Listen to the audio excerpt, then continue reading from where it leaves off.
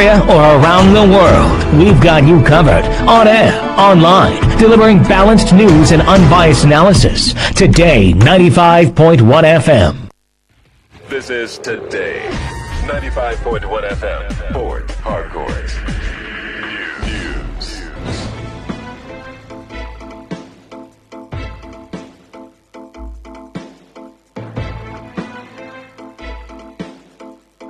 Good evening, thanks for joining us. This is the World News on your premium talk radio. Today, 95.1 FM Port Harcourt, and the headlines.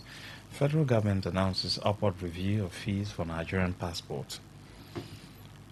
GCEO of NMPCL, Bayo Julari, raises alarm over alleged threats to life.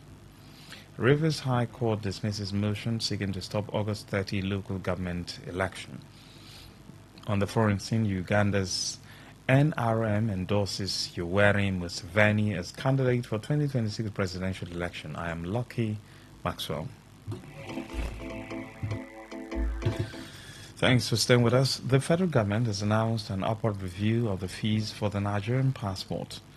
The government announced that the development will become effective from September 1, 2025.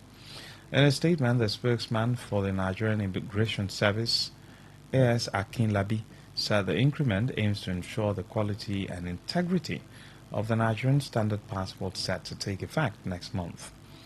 According to the statement, the review, which only affects passport application fees made in Nigeria, now sets new fee threshold for 30-page passport with 5-year validity at 100,000 naira and a 64-page passport with 10-year validity at 200,000 naira. Akinlabi said Nigerian passport application fees made by Nigerians in the diaspora remain unchanged at $150 for a 32-page passport with 5-year validity and $230 for a 64-page passport with 10-year validity. The service also reiterated its commitment to balancing quality service delivery with the need to ensure passport services are accessible to all Nigerians. The federal government says it never signed any agreement with the Academic Staff Union of Universities ASU. The Minister of Education, Tunji Alausa, made this clarification while briefing newsmen in Abuja insisted that the documents being referenced were merely proposals. Alausa stated that both the 2009 and 2011 document often cited by ASU as binding agreement were never signed, but only proposals presented during negotiations. The minister also maintained that the administration of President Bola Tinubu was, however, committed to resolving lingering issues with the University Lecturers Union. Alausa further dismissed reports that he scheduled a meeting with ASU and the Minister of Labour and Employment, describing them as inaccurate. Meanwhile, the Academic Staff Union of Universities ASU Lagos Zone has urged the federal government to pay its members a living wage rather than a minimum wage. Lagos Zonal Coordinator of ASU, Adeshola Nasiru, made the demand during a press conference at the Union Secretariat at University of Lagos. The call came 2 days after ASU members in Lagos staged a peaceful protest at the university to draw the government's attention to their plight and demand outstanding salaries owed to them.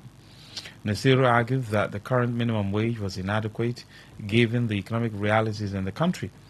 According to him, the union has held several meetings with government agencies to push for the payment of promotion arrears of up to 4 years, arrears of wage awards, and palliatives. He warned that ASU reserved the right to embark on a nationwide strike at any time, stressing that whatever happens next, Nigerians should hold the government responsible, not ASU. Nasiru also accused the government of undermining university autonomy by releasing funds directly to university staff instead to the institution, which he said ought to manage their own finances. The People's Democratic Party, PDP, has announced that it will inaugurate its 2025 National Convention Organizing Committee on Tuesday, September 2, 2025. According to a statement by its PDP National Publicity Secretary, Debo Ologwagba, the announcement was made following the approval of the party's National Executive Committee. The statement said the inauguration will take place at the party's National Secretariat, Wadata Plaza in Abuja, at 12 noon. It noted that the 110-member committee will be chaired by Adamawa State Governor Amadou Fintri, with Osun State Governor Ademola Adeleke as Vice Chairman, while Enugu State Governor Peter Mba will serve as Secretary. The NWC further charged leaders, critical stakeholders, and members of the PDP to remain united, focused, and continue to work together towards the success of the 2025 elective National Convention scheduled to hold in Ibadan, the Oyo State capital, on Saturday, 15 to Sunday, 16 November 2025. The Group Chief Executive Officer of the Nigerian National Petroleum Company Limited, NNPCL, Bayo Ojulari, says his life and that of the management staff of the company are under serious threat. Ojulari said his offense is the reforms he has introduced in the oil and gas sector in line with the mandate given to him by President Bola Tinubu to turn around the moribund refinery. The NNPCL boss raised the alarm when he received the delegation of the Petroleum and Natural Gas Union Staff Association of Nigeria, Pengasan, led by its president, Festus Osifo, at the company's headquarters in Abuja. Ojulari alleged that some powerful elements were plotting to remove him from the seat. The Rivers State Commissioner of Police, CP Olugbenga Adepoju, has given his scorecard from January to August 2025 after his assumption of duty as the 47th Commissioner of Police in collaboration with other security agencies and critical stakeholders in the state. CP Adepoju, in a joint media briefing with other security service chiefs in the state, said the State Police Command, in synergy with the Nigerian Army, Navy, Air Force, the Nigerian Security and Civil Defense Corps, DSS, and other critical security stakeholders, made remarkable progress in the sustained operations to curb criminal activities across the state. The State Commissioner of Police said in a united effort they have intensified crackdown on violent crimes, leading to the arrest of numerous suspects involved in heinous offenses such as armed robbery, kidnapping, cultism, human trafficking, and murder, as well as the recovery of vital exhibits. Past months, the Rivers State Police Command, working in close synergy with Nigerian Army, Navy, Air Force, the Nigerian Security and Civil Defense, DSS, and other critical security stakeholders, have made remarkable progress in our sustained operations, curb criminal activities across the state. Today's briefing highlights some of the most significant breakthroughs recently recorded. First, the arrest of suspected vandals and the recovery of explosives. Vandals at an oil spill well in Kipian community. The crime was committed on the 10th of August 2025. Second, there was arrest of suspects in murder of one prominent barrister Owo and recovery of weapons used by the criminal. CP Olugbenga Adepoju also assured of the command's commitment to the safety and security of all citizens and residents. He noted that the operations reflect a broader strategy to dismantle criminal networks and ensure public confidence in law enforcement agencies, especially as it concerns the upcoming chairmanship councillorship election, just as he appealed to members of the public to partner with security agencies in giving credible information for a better service. Let me make you know that Rivers State Police Command remain committed to the safety and security of all citizens and residents. This operation reflects a broader strategy to dismantle crime network and ensure public confidence in law enforcement agencies, especially as it concerns this upcoming chairmanship and councillorship election. We appeal to members of the public to partner with the security agencies in giving credible information to us so we can serve you better.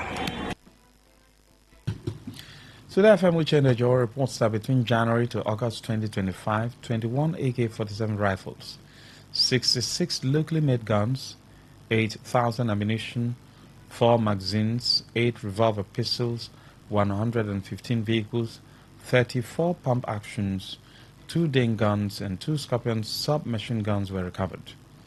Other items recovered include 1 light rifle, 2 explosives, 10 English-made pistol, 2 GMP, 67 cartridges, 15 conventional ammunition, and 33 suspects were arrested. You're listening to the World News on Today 95.1 FM Port Harcourt. We'll be right back after this short break.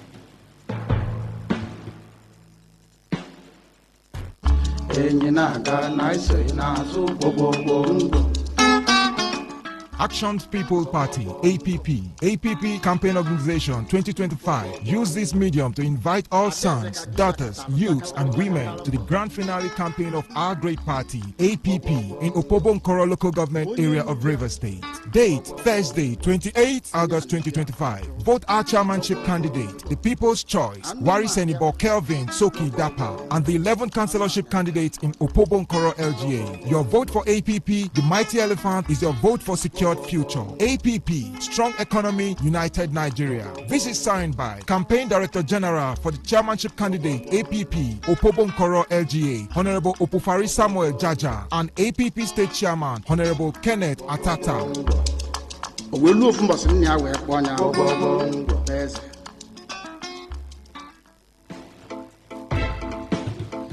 Thanks for staying with us. Now the rest of the news.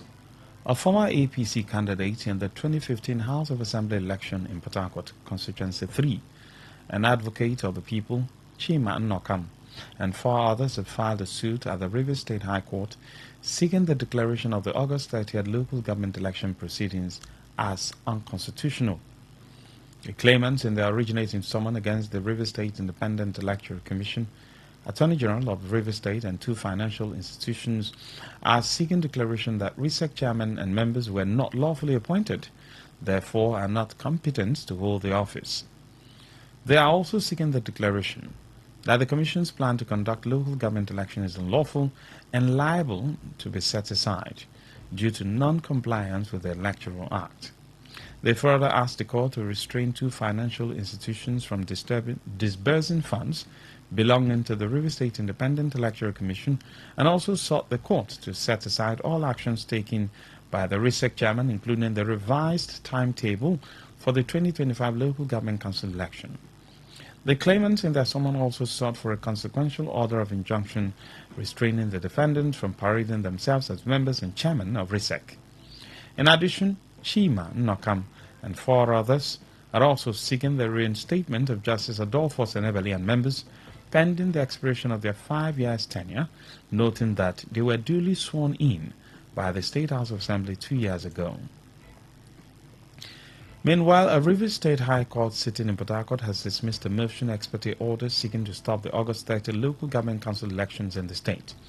Presiding Judge Justice Stephen Jumbo, in his ruling in a suit filed by the Port Harcourt-based legal practitioner Williams Abayomi Stanley against President Bola Tinubu and Attorney General of the Federation, the Rivers State Independent Electoral Commission (RISEC) and its chairman said the application for motion expertise lacked merit and thereby dismissed it. Justice Jumbo, however, granted motion expertise order for substituted service to the defendants, but directed that the conduct of the August 30th local government election should go on as scheduled and adjourned till 10th of September 2025 for hearing on the substantive suit. Speaking to Today FM's Uchenda Jowa, counsel to the claimant, Godsend Elewa, said his client was in court to seek for interpretation of a section of the RISEC law and Constitution of Nigeria as amended. If the President has the legal powers to appoint a chairman and members of RISEC to conduct local government council elections in the state. Elewa, while narrating what transpired in court that led to the dismissal of his application, welcomed the ruling of the court, which also granted one of his motions and expressed his readiness to continue with the proceeding on the next adjourned date. The applicant basically is in court to seek for the interpretations of some sections, specifically sections 2 sub 1 and section 3 sub 1 of the Rivers State Independent Electoral Commission Law number 2 of 2018 and sections 197, 198 and 200 of the Constitution of the Federal Republic of Nigeria 1999 as altered. The claimant applicant is basically asking the court to interpret if President Tinubu has the powers under the Constitution or the Rivers State Independent Electoral Commission law to appoint the chairman and members of the Rivers State Independent Electoral Commission for Rivers people. The family of Ruma Awecho in Rumekini community in Obiakwa local government area of Rivers State have staged a protest over what it described as persistent land grabbing and intimidation allegedly carried out by one Azubike. The protest, led by the family spokesperson, Apostle Steve Mecha Chigozie, drew members of the Ruma Awecho family and landowners who said they have been victims of alleged threat, harassment, and destruction of property linked to the disputed land. Speaking during the protest, Mecha Chigozie alleged that Azubike, who he described as a tenant in the state, has forcefully taken possession of their land through what he called an illegal court order, despite ongoing appeals over the matter. He accused Azubike of allegedly causing damages to properties belonging to the Academic Staff Union of Polytechnics ASUP, resident doctors and other members of the community, adding that the alleged encroachment did not follow survey plans presented to the court. Azubike, this man has been a terror to the entire family of Roman Ucho. This man has subdued and possessed our land by illegal court order. According to them, that the judgment is given to them, and this judgment is said to be a clarity judgment, with what is explained according to them, that for now there is no stay of execution, which we are informed that other parties that are involved in the judgment has gone to appeal. Despite the appeal, Azubike said he has a government power to execute land and to possess the land. He has caused a damage to a property owned by ASUP and resident doctors and the entire Romanhocho people. He has graded many places, not even following their survey plan that was submitted to the court.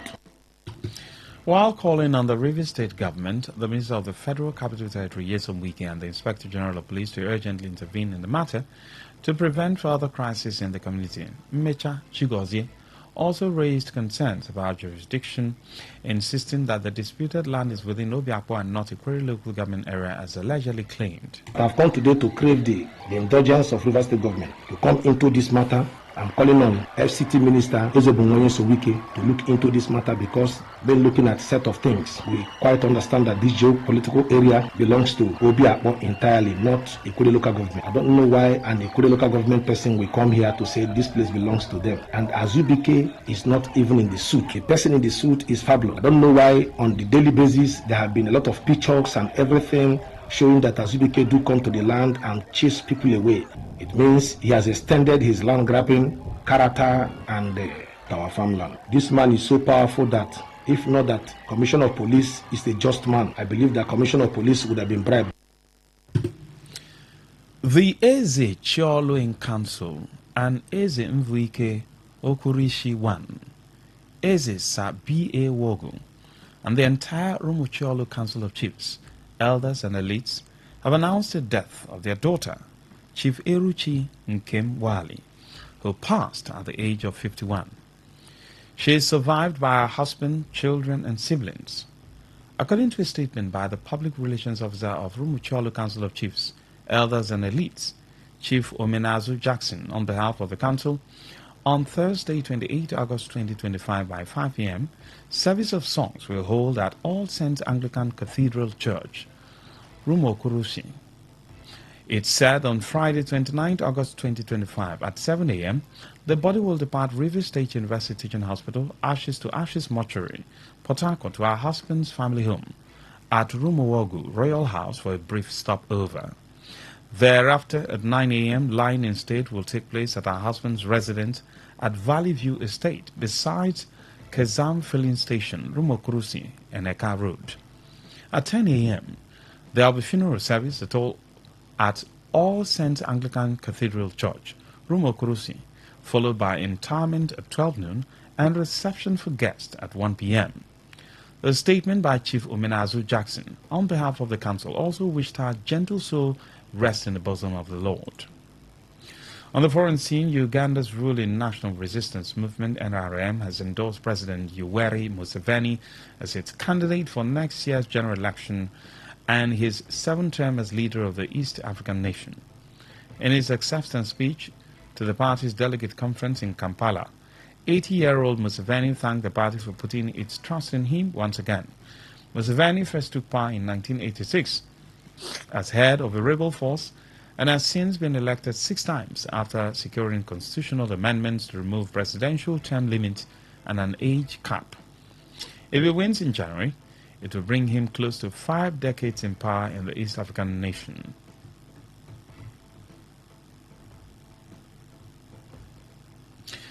Critics have warned that Museveni has veered into authoritarianism, with virtually no opposition, including within the NRM. Museveni's main opponent in the last election was the singer-turned-politician Bobby Wine, who has also declared his candidacy in the polls set for January. The 43-year-old lost the 2021 election to Museveni by 35 to 58% in a vote marred by violence and allegations of vote rigging. In sport, Bafana of South Africa head coach Hugo Bruce has released his final 23-man squad for the side's 2026 FIFA World Cup qualifiers against Lesotho and Nigeria. Bruce announced a 48-man preliminary list for both games last week. The Belgian has now pruned down the list by removing 25 players. The squad is dominated by local-based players with only 6 foreign-based stars included.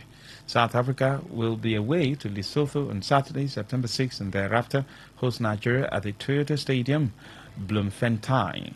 Bafana currently top Group C standings with 30 points from 6 games. To end the news, as a summary of the major stories. We told you that the federal government has announced an upward review of the fees for the Nigerian passport. The Group Chief Executive Officer of the NNPCL, Bayo Julari, has raised alarm over alleged threat to his life and that of the management staff. We told you that the Rivers State High Court has dismissed a motion seeking to stop the August 30th local government election.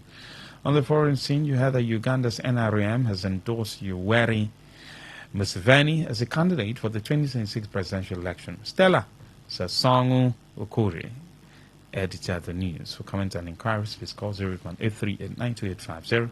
Send your emails to news@todayfmlive.com. Read our stories on todayfmlive.com. Good evening. I am Lucky Maxwell. Oh, what did they happen now? No bonus for all my line. No panic, as MTN don't carry better gist come. Every 6 minutes you talk, MTN go dash you 3 extra minutes. Fiam to enter MTN better gist. Dial *123 *2 *1 hash or text BG to 312. T and C's apply. What's a successful business without sales? And what is sales without an audience? Well, do you know that you can reach 8 million listeners across 6 states in 2 geopolitical zones all at once? How? With Today 95.1 FM, you can get millions of people to know about your business. And what does that mean to you? More sales. Call 081 389 2850 now for more information.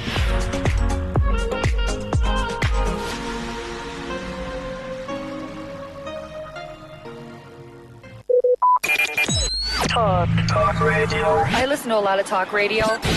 95.1 FM.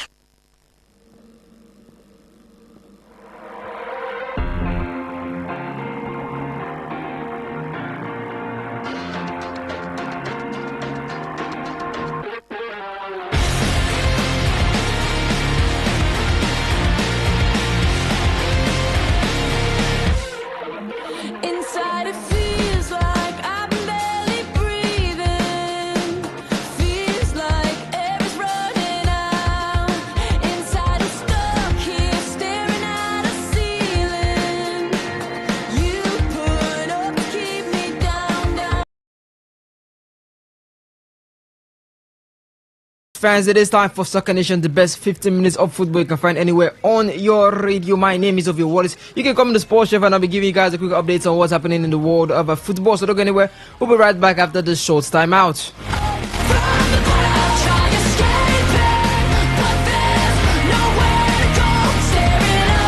And now we start off in the Nigeria Premier Football League, and Kun Khalifat FC of Owerri, Imo State, has made an urgent appeal for financial backing ahead of the 2025-2026 Nigeria Premier Football League season. The club CEO, Michael Chukwudi Amaefule, wondered that their ability to participate is in jeopardy due to mounting costs and insufficient funds.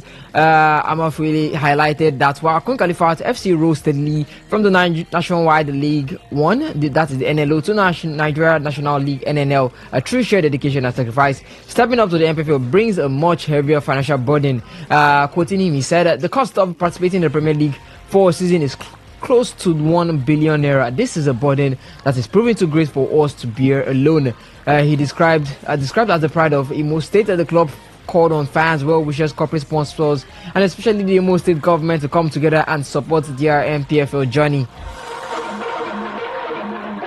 Talk about the MPFL. It's Nasarawa United technical advisor Mangut Mboas, who has attributed their 1-0 opening day defeat to Niger Tornadoes in the 25-2026 MPFL season to defensive lapse. The match played at Kwara State Sports Stadium saw former solid minor striker Tedo Shimagande capitalized on the error in the 24th minute to score the decisive goal. Despite numerous opportunities from Ugochukwu Leonard, Abubakar Abdullahi, Umar Ada and Salomon Chigoziem, United couldn't find equalizer against a resolute Tornadoes defense. Mboas emphasized their promising start but lamented the careless concession, saying, quoting him, "We actually started the game very well. However, we considered the goal so carelessly. We tried to change the rhythm and momentum of the game after that by introducing some fresh legs in the second half, and we created a lot of chances, but this is football, anything can happen." He also framed the season as a long journey. Going forward, quoting him, he said, "Going forward, the league just started and it's a marathon race. Every club is very conscious of his performance, especially at home." Looking ahead, Nasarawa United plan to regroup and learn from their setback. Mboas stated that they intend to analyze the errors and make corrections ahead of their next match against Abia, was scheduled at home on Sunday, 31st of August 2025.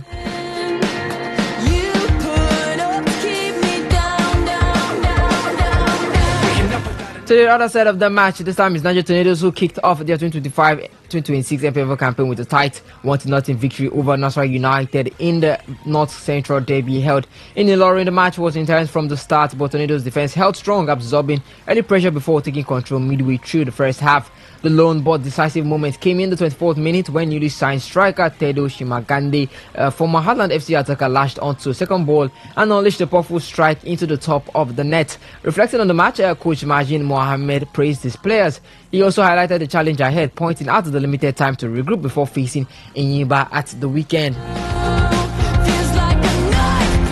Now we come home here to Rivers, as Rivers United has announced that its first home fixture in the 2025-2026 Nigeria Premier Football League season will be completely free of charge, scheduled for Sunday, August 31st, 2025. The match will take place at the Adokiye Amina Semaka Stadium in Port Harcourt. Will kick off sets 4 p.m.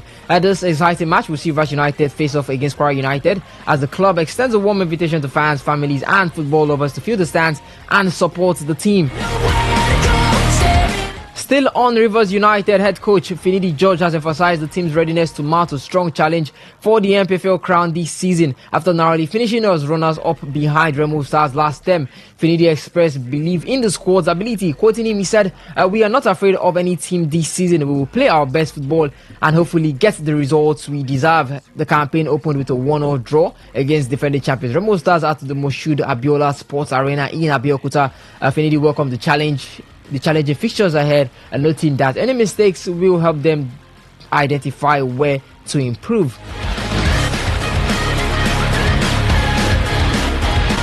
Right now, we leave Rivers United, or we leave club football to talk about the Super Eagles. And this time, it's Stanley Nwabali, Nigeria's first choice goalkeeper, who faces a race against time to recover in time for both his club, Chivas United's crucial league fixture against Orlando Pirates this coming Sunday, and the Nigeria's vital 2026 World Cup qualifiers against Rwanda and South Africa.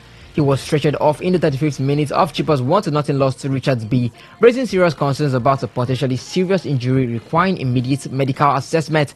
According to South African journalist Austin, Nwabali will be hoping to be fit for Sunday's showdown against Orlando Pirates and the World Cup qualifiers against Rwanda and Bafana, who won the goal medical test, and the results of the examination will determine both Chivas United strategy and the Super Eagles tactical plans as qualification pressure mounts. With only 2 matches remaining before the final round of the qualifying in October, Nigeria currently 4th in Group C with 7 points from 6 games, must win the upcoming fixtures to keep their qualification hopes alive.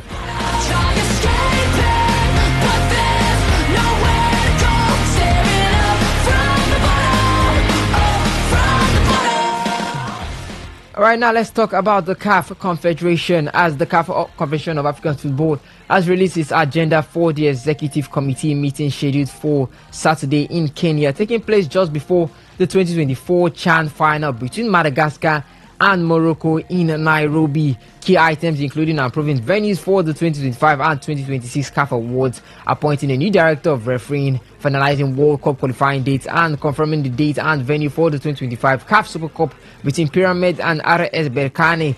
Additionally, the meeting will open bidding for future editions of AFCON 2029, 2031, 2033, and 2035. Also under 17 and under 20 AFCON tournaments, as well as the CHAN editions, while also addressing updates on the 47th CAF General Assembly in DR Congo, considering expansion of the women's AFCON and discussing organizational matters for the Women's CAF Champions League. Mama said it's bad enough times that it's sunk in. Everybody out, that devil is coming. Promise you the world, but he's always bluffing. Before you even know it's a trap you're stuck in, he's gone like a ghost already off running.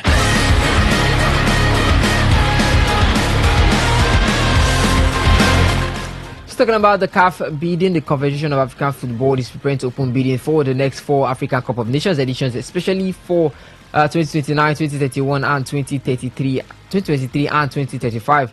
This announcement is slated to follow approval at the CAF's Executive Committee meeting on August 30th, 2025. Among nations already expressing interest, Ethiopia, which previously hosted AFCON in 1962, 1968, and 1967, has confirmed or signaled its intent for the 2029 edition, confirmed by Prime Minister Abiy Ahmed. Additionally, the Democratic Republic of Congo and its neighbor, the Republic of Congo, are exploring a joint bid for 2029. Other hopefuls include Guinea, inspired by the success of Cote d'Ivoire recent hosting, while Senegal, after a few 2027 bid, may re-enter the race for one of the later editions.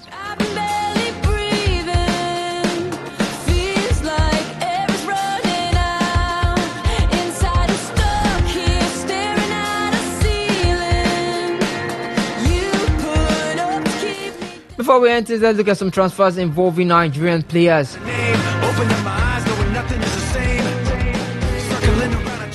And Premier League club Wolverhampton Wanderers are in advanced talk to sign Nigerian striker Tolu Arokodare from Belgian side Genk, and are prepared to lodge a £25 million bid ahead of the summer window's close. The 24-year-old was last season's top scorer in Belgium, netting 21 goals. Further interest comes from Italy. AC Milan and Napoli have also reportedly shown interest. Notably, Genk excluded Arokodare from their squad for the European Conference League match to minimize any injury risks ahead of a potential transfer.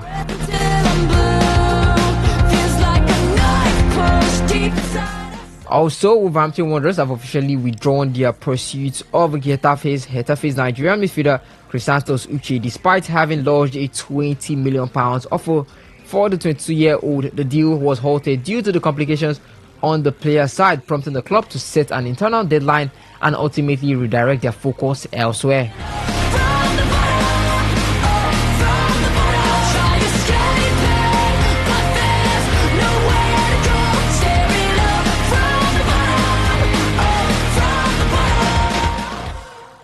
And Gibbs Orban, the new signing, was completed his move from Bundesliga side TSG Hoffenheim to Italian Serie A club Hellas Verona for the 2025-2026 season following a successful medical. He expressed both pride and determination, stating, quoting him, "I'm proud to begin this new adventure with such a wonderful club. I will give everything on the pitch for the colours. I can't wait to get started."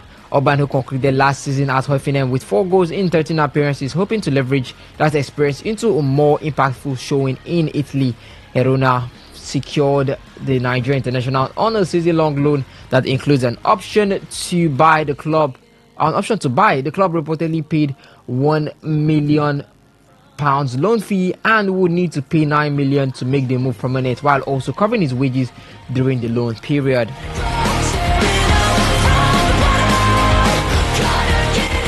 And that's all we can take on Soccer Nation this evening. We'll be back same time, same station tomorrow on Today 95.1 FM. Till then, my name is Evoy Wallace and saying enjoy the rest of the programming. Bye-bye.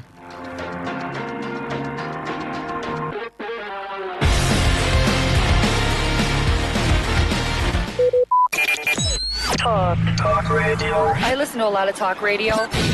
95.1 FM.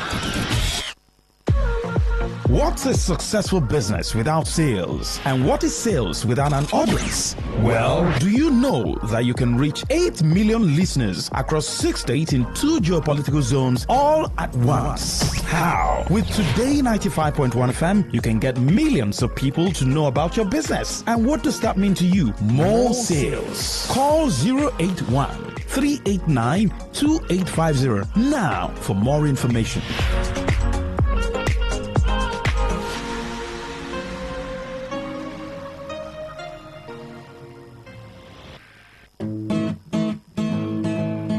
You may not realize it, but do you know you can always show your love for others with simple gestures? Here are some of them. Always look for the good in people. There are 2 sides to every story. We have our good and bad sides. So, look for the good in people. Focus on people's potential. Everyone has potential. So, rather than put them down, help them realize it. Choose to love. If you're given an option between giving love and receiving love, choose given because that is a more practical choice. Treat everyone as equals. This means letting go of all the prejudice and partiality.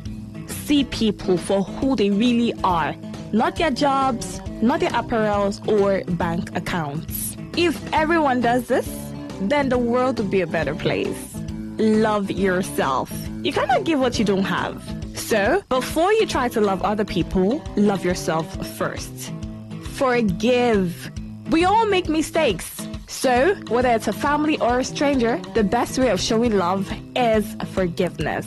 Everyone deserves a second chance. Show compassion. Care for other people. Care for what they are going through.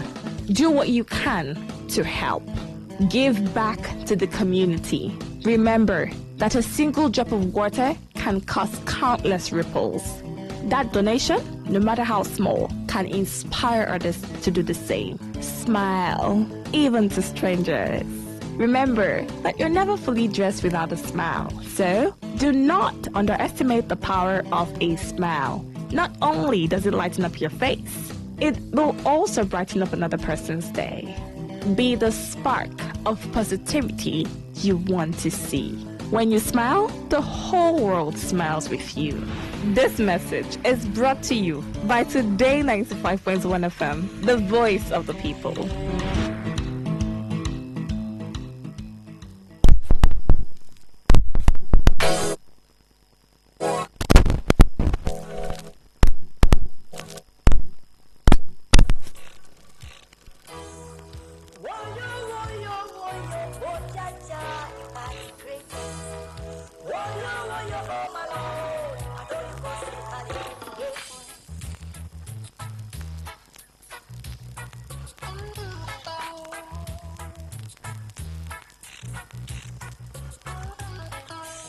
Because we are living in Europe, some people think we do as the Romans do. Because we are living in Europe, the hypocrites think we know what we're doing in bed. They might think we take care of ourselves, no matter the condition we might be in. They might know that we cannot be their fools forever. They might know that we have left them, and some of them are business in a green grass. They are friends today, enemies tomorrow. They might frustrate us. But we can never let them fool us. We can never let them to fool us again. I say we can never let them fool us. We can never let them to fool us again. And the way we never let them teach us. We can never let them to change our time because we will never let them frustrate us in this world. I'm a kinky reggae man. Reggae. I'm a kinky reggae.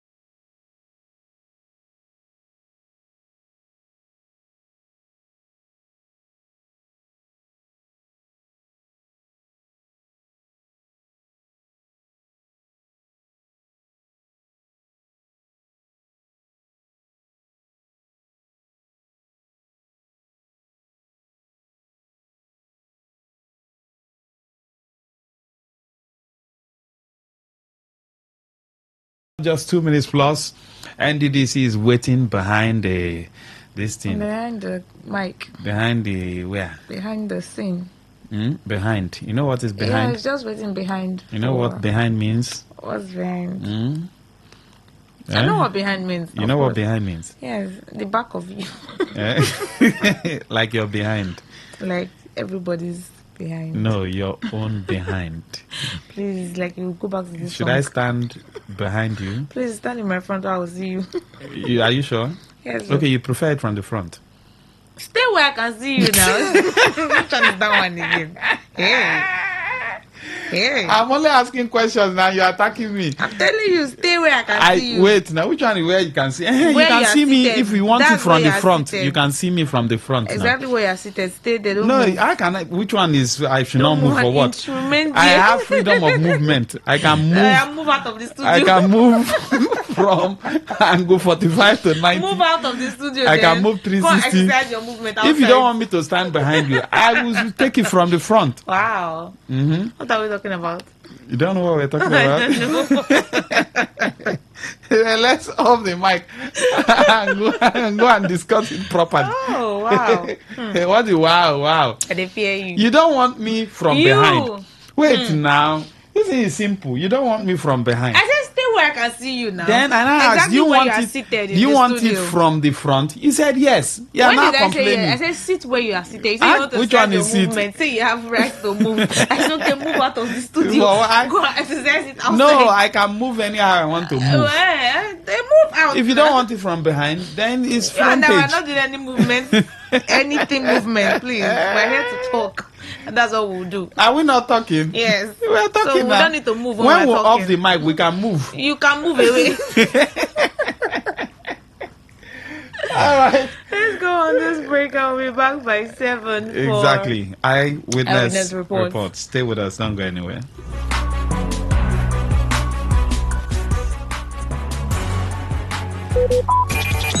Talk radio. I listen to a lot of talk radio. 95.1 FM.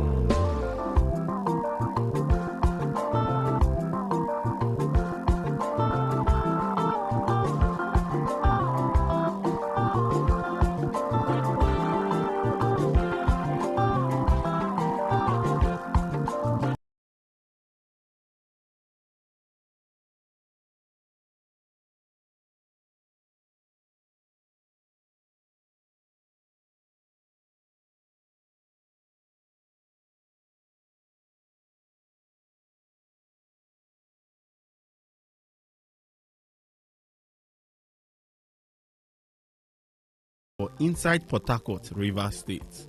Last, we carry the tori wey NDDC give 300 kV transformer and ancillary electrification to Nigerian Army 16 Brigade for inside Yenegua, Bayelsa State.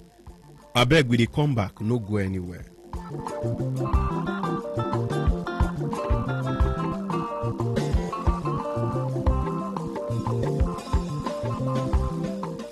Honor, welcome back. We start today tori on the 50th birthday celebration of the Oga of NDDC, Dr. Samuel Obuku, wey happen for inside Abuja. President Bola Ahmed Tinubu don tell the Oga of NDDC, Dr. Samuel Obuku, say make him continue to dey do better projects for the Niger Delta region. The person wey stand for Mr. President na the Minister for Finance and Economy, Chief Wale Edun, yarn this one for Obuku 50th birthday and 2 books wey in write, and this one happen for inside Abuja. The name of the books na Strategies and Imperatives for Developing Niger Delta and Rethinking the Niger Delta, and na Dr. Obuku and other people dem na write am. Him still say Obuku na leader wey don bring better change come the Niger Delta region. Mr. President come say as Dr. Obuku turn 50, say na time to show gratitude and time to even pursue good things him dey do. Say we no just dey celebrate Dr. Obuku years, but the impact and everything wey him don do. President Tinubu can also talk about the importance of the Niger Delta and how they use dey important to Nigeria economy. Still on talk, the Senate Presido Godswill Akpabio, wey one time him be minister for Niger Delta affairs, come hail Obuku for the good and say no be magu person. He can also talk about the times where things be no dey go smooth for NDDC. Senator Akpabio say NDDC done better now as Obuku enter the Oga position.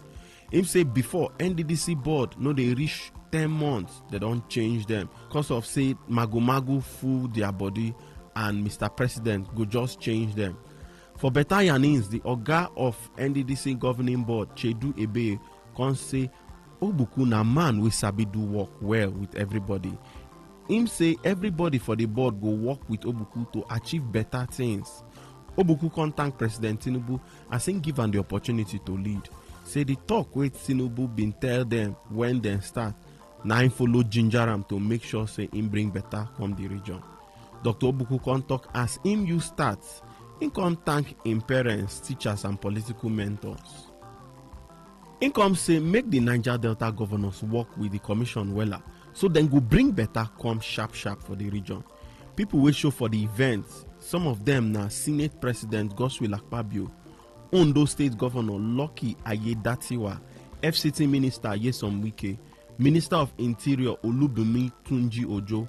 Other people will show na Chief of Defense Staff General Christopher Musa, former Bayelsa State Governor Chief Timipre Silva, Pandev Chairman Dr. Godnose Igali, Oga of NDDC Governing Board Mr. Chedu Ebe, and other people for the Commission Board.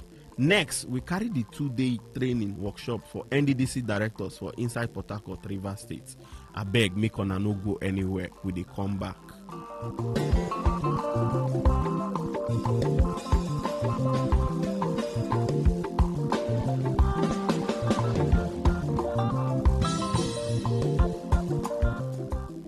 Una welcome back.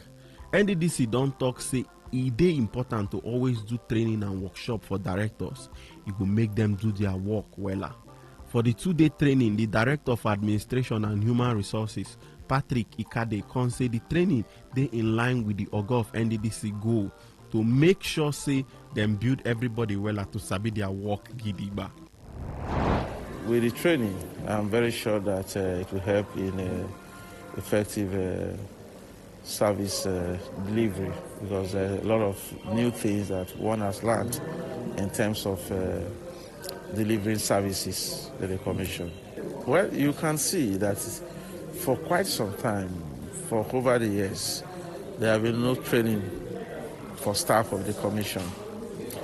And he saw it as something abnormal, and he felt there is need for the staff to be trained, their capacity to be built, so that they can be able to effectively deliver services professionally.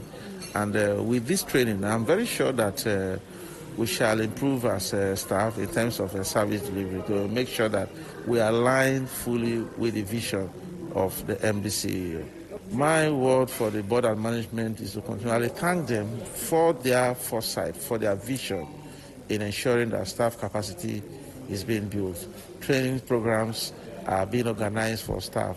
So I want to say on behalf of the staff of the Commission, I want to say a big thank you to them, and that God continue to give them the wisdom and what it takes to pilot the affairs of the Commission. Ekade say the training will help directors so that their department will be in line with the Commission's goal. One director for procurement department, Dr. Chuks Osuji, say this workshop training come the time they need them. So it will help make directors improve for their work wella. We've been taught quite, a lot already about transformational leadership, about emotional intelligence, about teamwork, about carrying our members along in the things we do, about providing leadership, and then this is the way to go. This training is helping us to achieve the objectives for which we have been asked to achieve as directors of the Niger Delta Development Commission. We are expected to be team leaders. We're expected to lead. We're expected to have emotional intelligence. We're expected to make our subordinates to work and to aspire to be like us. So if you don't have that emotional intelligence, you won't be able to mentor. You won't be able to provide leadership. You won't be able to achieve objectives. So if you are not transformational, then you cannot transform. That's what it means. If we are asked to transform the Niger Delta, we also have to be transformational in our approach. This is a very beautiful training, and the consulting firm that is handling it is world class. Sabina Consulting is known for doing what is right and providing, filling those gaps in leadership and in an industry. So it's a very good training, and it's going to support us. It's going to help us achieve the overall development of the Niger Delta region. Still on Talk Talk, the Director for Youth, Women and Culture, Mrs. Imoni Ahuna, say it go help people do better for managing and leadership. The Oga person wey do the training, Adebayo Akintoye, say it good as NDDC management chook body do this one, and last na to bring better come the Niger Delta region. The theme of the workshop na transformational leadership, strategic governance and institutional effectiveness for public sector development. 2 sections, 9 then duo, transformational leadership and building institutional effectiveness, performance management and continuous improvement. We bring on the Tori where NDDC give 300 kV transformer and ancillary electrification to Nigerian Army, 16 Brigade for inside Yenegoa, Bayelsa states. I beg, make una no go anywhere. We dey come back.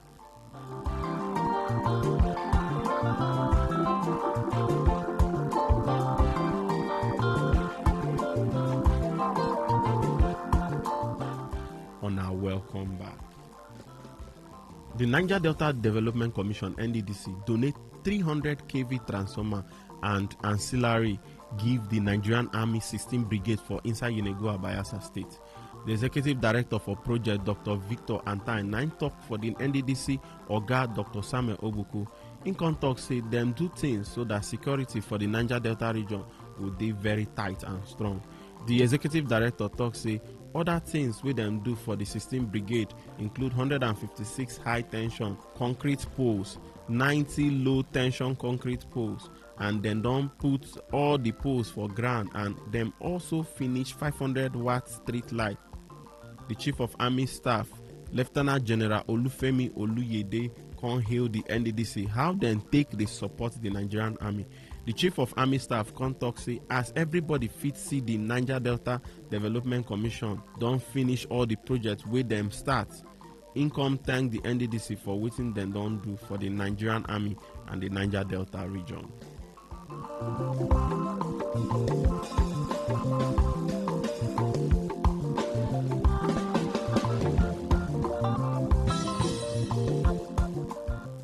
Country people, make una always dey remember say Niger Delta na we own. Make we continue to dey preach peace. Country people, we thank una wey sit down listening to all our yarnings this morning. Abeg, no forget to always listen to this ogbonge program wey dey happen every week by this time for this same station. My people, na still NDDC Tori time be this. Una well done.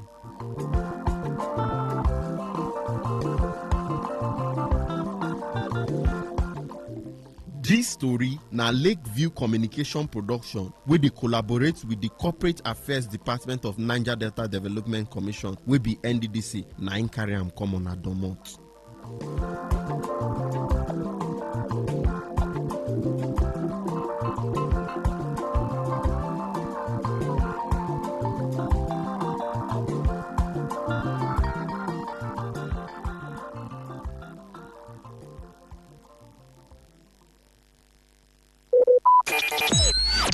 Talk radio. I listen to a lot of talk radio.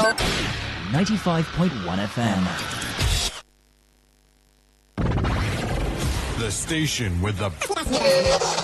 As the voice of the people, we make sure that no one misses out. On Today 95.1 FM, there's something for everyone. Our tech show, because tech is new money. Our kids show, because we love the little ones. Our Gospelration, because it's the moment of truth. Our High Life show, because high life is vintage. Our sports show with the adrenaline. Our midnight show, because we care about your love life. Our nostalgia drive, because old is gold. Our show for young people because Gen Z code is on. Our Pigeon Bit because na Naija we dey. Our book review because books are a mirror. Our big stories because big things only. Our health shows with seasoned health experts because we care that you're healthy. Our eyewitness report because we want to hear from you. Our reggae show because Rastafari. One love.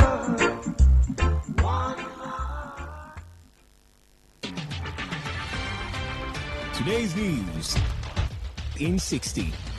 The Nigerian Education Loan Fund, NELFund, has announced a measure adjustment to its allowance disbursement process for beneficiaries of its student loan scheme, shifting from a 12-month payment arrangement to a per-session model. The government of Ondo State has abolished graduation parties for pupils in nursery and basic classes, including those in junior secondary school in the state. This ban applies to both public and private schools. The federal government has recently unveiled a new digital portal designed to streamline teachers' registration, licensing, and professional development, while also introducing measures to strengthen accountability and safety in Nigerian classrooms. The Joint Admissions and Matriculation Board, JAMB, has directed all candidates who uploaded their O-level results before the release of the final 2025 West African Senior School Certificate Examination results to revisit accredited centers and re-upload their results.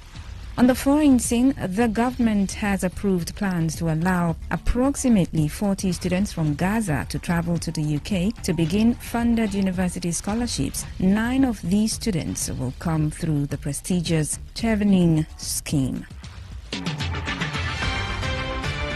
Today's news in 60. In 60. Talk radio. I listen to a lot of talk radio. 95.1 FM.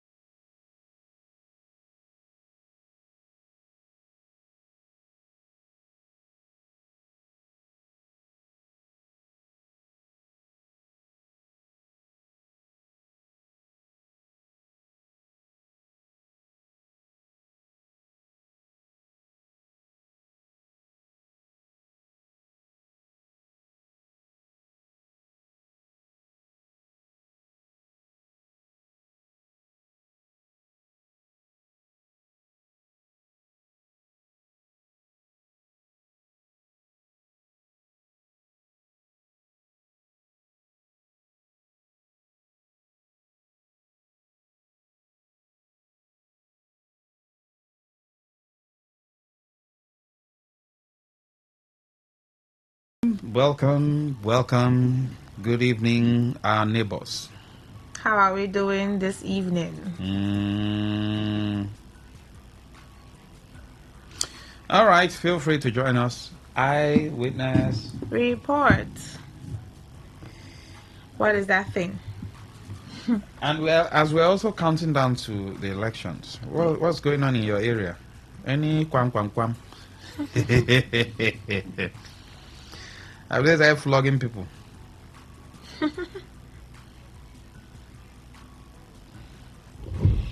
0810-951-0951 for calls. 0701-933-9962 for text messages and WhatsApp messages. What is on your mind tonight? What is going on? I said, what's on your mind? Me? What's your eyewitness report? we have discussed that now. Exactly. On the hair, you and when I? we finish, yes, of course. I'm talking to our listeners, Jerry. When we finish, we'll go and settle ourselves. Your eyewitness now. So you tell me that your eyewitness is behind you. Mm-hmm. Please call us in. You don't want it from behind. Mm-hmm. Please call us in and tell us what is your eyewitness report tonight. Don't mind Maxwell. I will obey your instruction. Don't listen to him, I beg. Call us in. I'm talking to you. I'm here for you. You are here for me. For our listeners. You just said yes. You are here for me. And him is here for you too. I don't know what he's talking about after that. If Rona is not complying, and you want to take Rona's place. Are you pitching yourself to them? No problem. If Rona is not complying and you want to take her place, yeah. Please, come and carry him away. Come and carry Max. Rona does not know that I'm a good player. I play more than Ronaldo and Messi put together. I be scoring the goals very low. Ensure that you're scoring it in one place. Rona does not know that. If you score different goals from different places, sorry. She will never regret it. Oh, wow. She will have a wonderful time. Money for hand first now.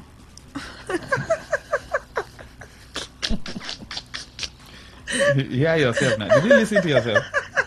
How do I sound? Money for hand now. Did you just listen to yourself? Yes, now I heard what I said. No, I'm not sure. Go and you recorded yourself, so play it back. Money for hand though. Go and listen to yourself. Motivation for one side. What is motivating you? What should be motivating you? That's what motivates me now. What is that? Money for hand. For what? To comply. The money will motivate you to comply with whatever it is. To comply with whatever it is. Send me as that. Let me do transfer. Oh yeah, no wala. We did. All right, 0810 9510 951. Mazi called me earlier and told me about eyewitness. But Mazi, can you call me back? Please, I would want them to hear it from you. So it won't look as though it is made up. Oh, his eyewitness report.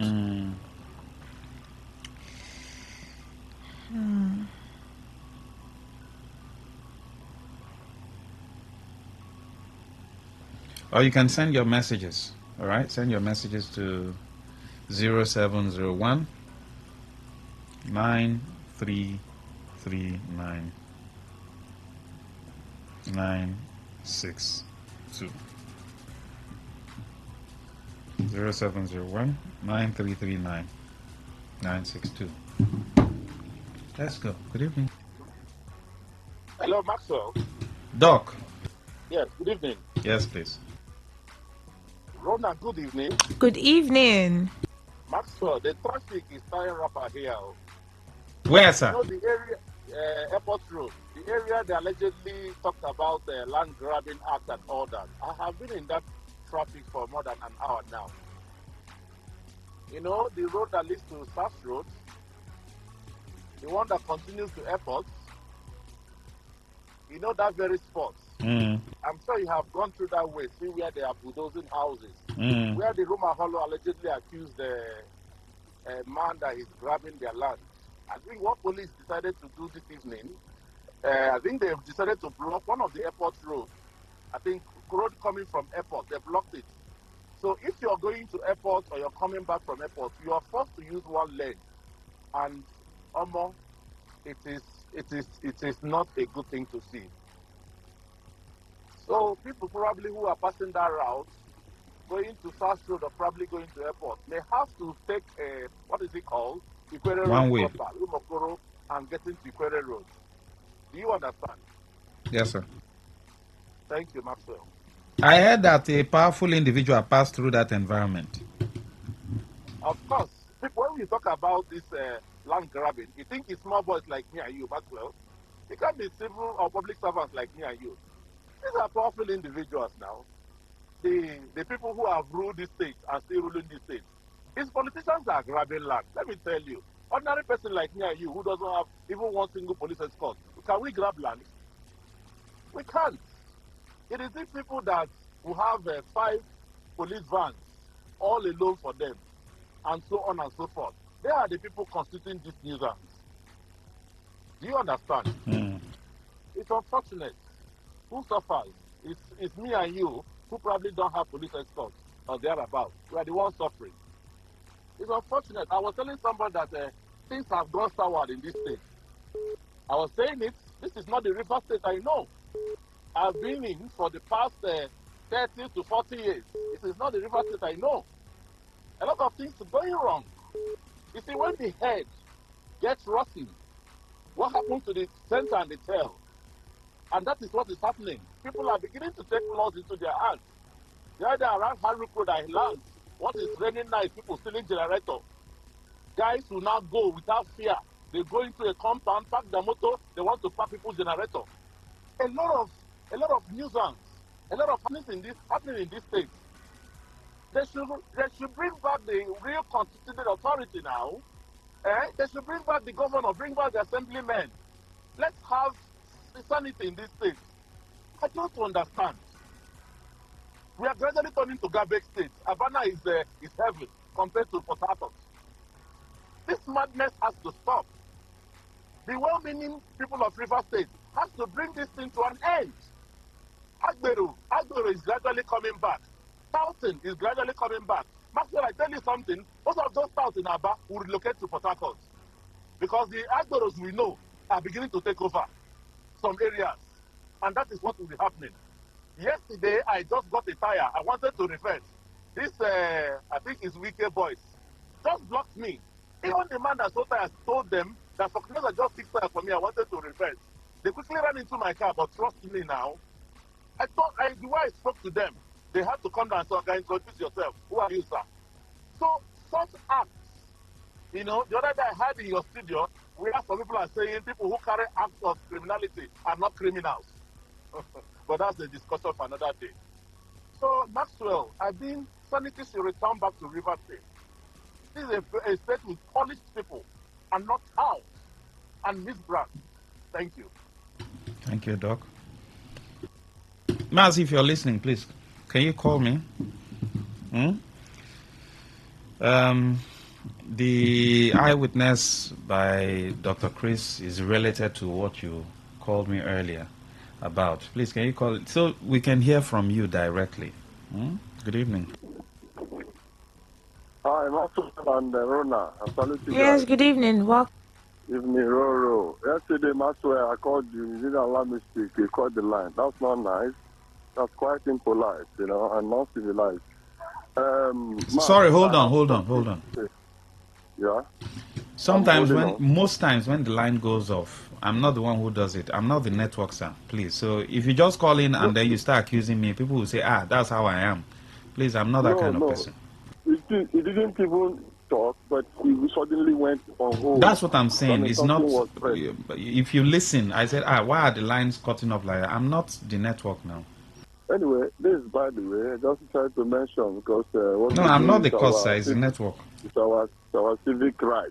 Calling in and making our contributions, our duty and responsibility as citizens. Not like we are having fun. It's a duty. Talking about powerful individuals, I don't know if we are eyewitness or what's on our mind. I want to say what's on my mind. Eyewitness. Eyewitness, okay, still the same thing. Talking about powerful individuals, I want to say that since March, April of this year, a certain powerful individual moved into my neighborhood.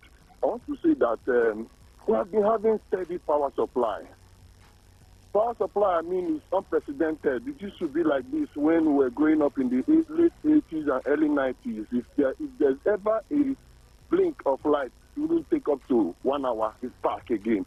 So I want to say that now that the state of emergency is being almost running off for the initial 6 months, if this powerful individual goes back to the government house, please, I want to urge that this thing should be left for us here. You should know that there were people who sheltered him under the rain, under the cold, that we deserve to be enjoying this same thing, whether he's here with us or not. Else, he should leave. Else, he should still remain with us here, because if it is what will make us be enjoying like this, he should remain with us.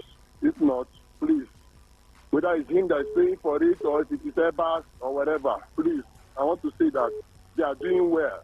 The light supply is unprecedented in this area where he is staying. He's my neighbor. He just stayed right at my backyard. Let this continue, please. If he's hearing me, if people are hearing me, this is just what we appeal. We wish for him to get back to the office, but he should do us this favor. Leave this one for us if he's going back to the office. Because I know they brought this light.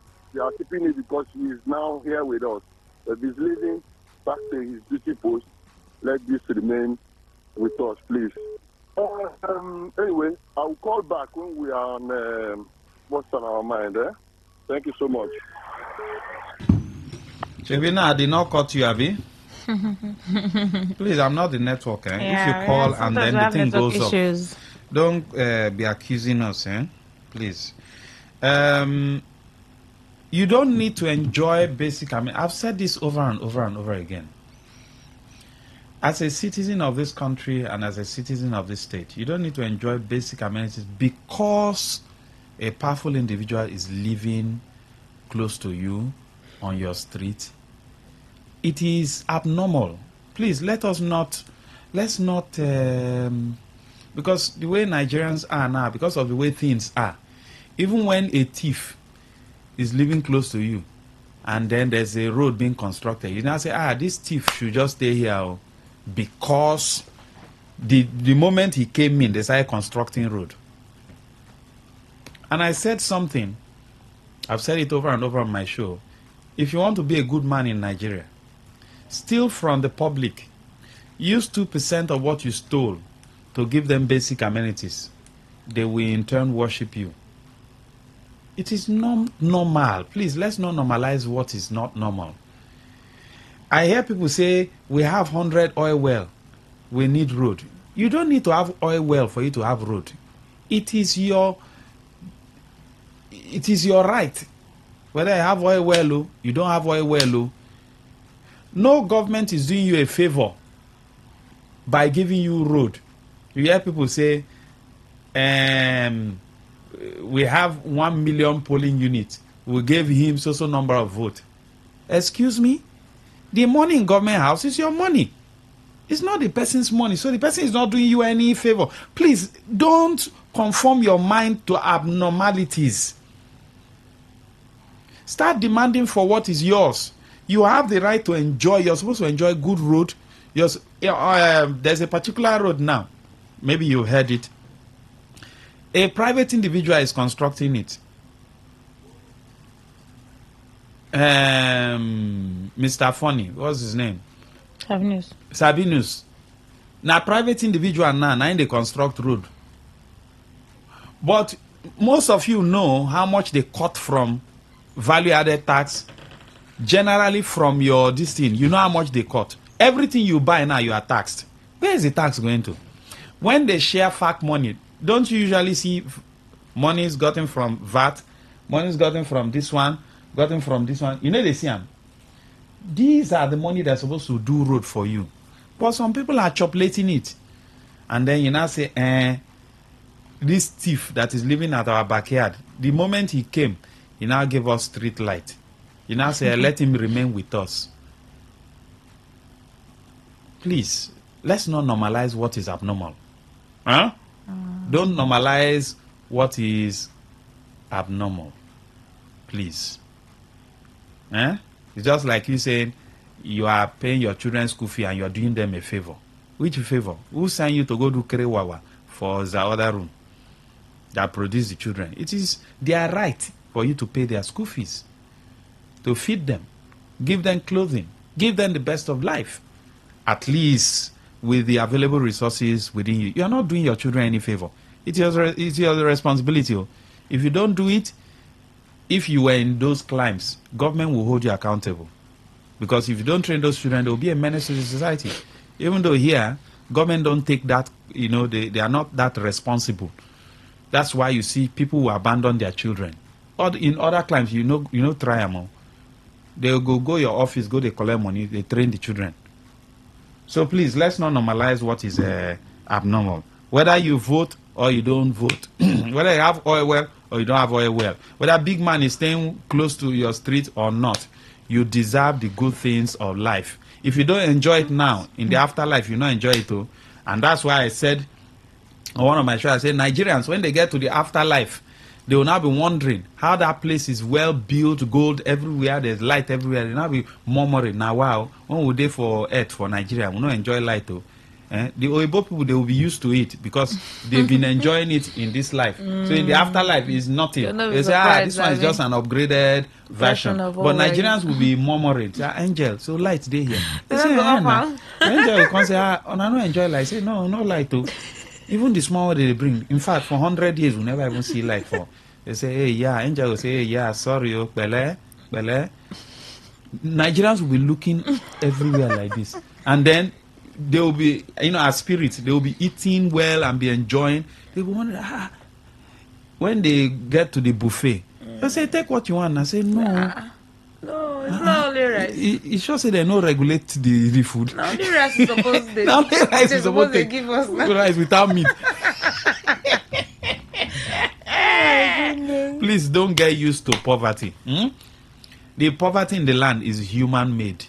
It's not because there's lack of resources. Now human being cause them. So don't get used to it. Yeah?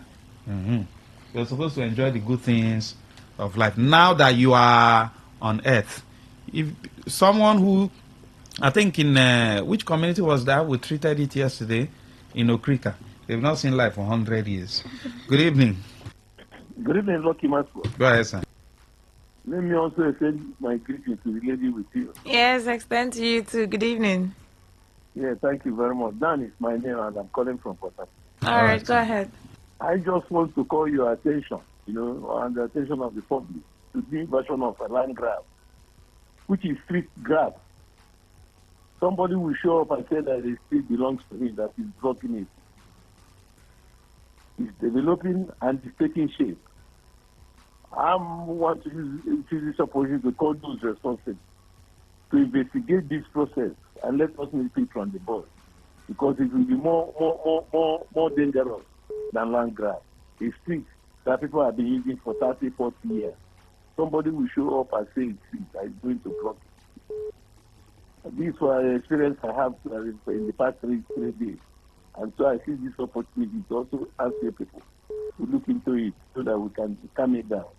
Thank you very much. Good evening. Thank you. Go ahead. Good evening. Yeah, Max, good evening. Yes, sir. My eyewitness, now Simple John from Ada George. All right, sir. My eyewitness, this Ada George now, better hold up now, don't they start there, because the oracle is in town. So, people who are coming from Ajip, I think it's better they find a way to navigate to. The thing is building up now. Now there be the IMK office now. Area now is now getting so filled up with all the security cars in the town and the private cars in the town. The big boys are there. That's my eyewitness. Thank you, sir. Good evening. Go ahead. Good evening, Manuel. Yes, please. My name is Godwin. All right.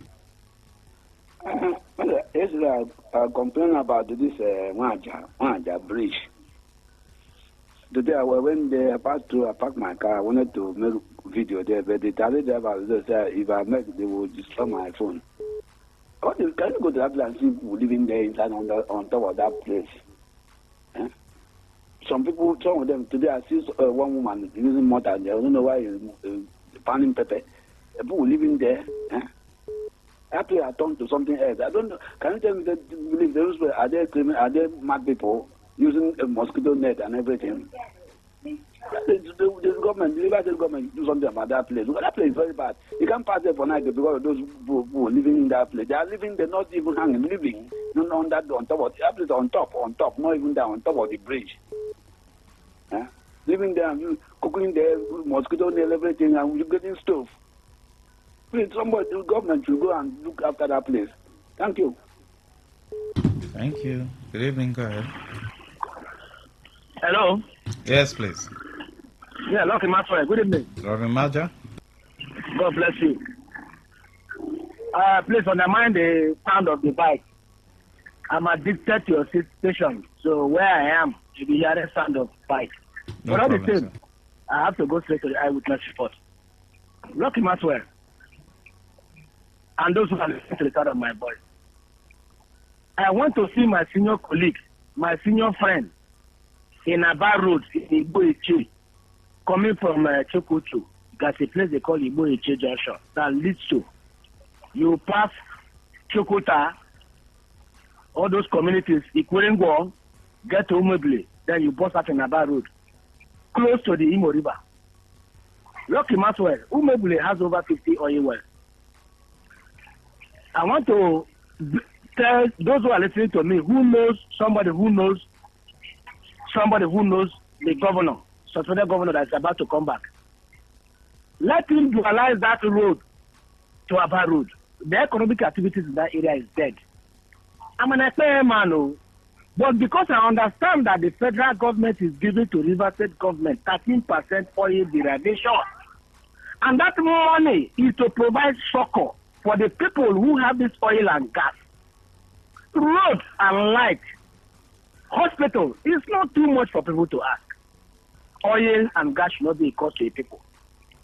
Having said so, let me go back to Epe, where I come from, Oshuboko community. We are hosting Canada, a multi-billion-dollar company, the only modular refinery in River State. Obele, Obele, Oshuboko are the host communities.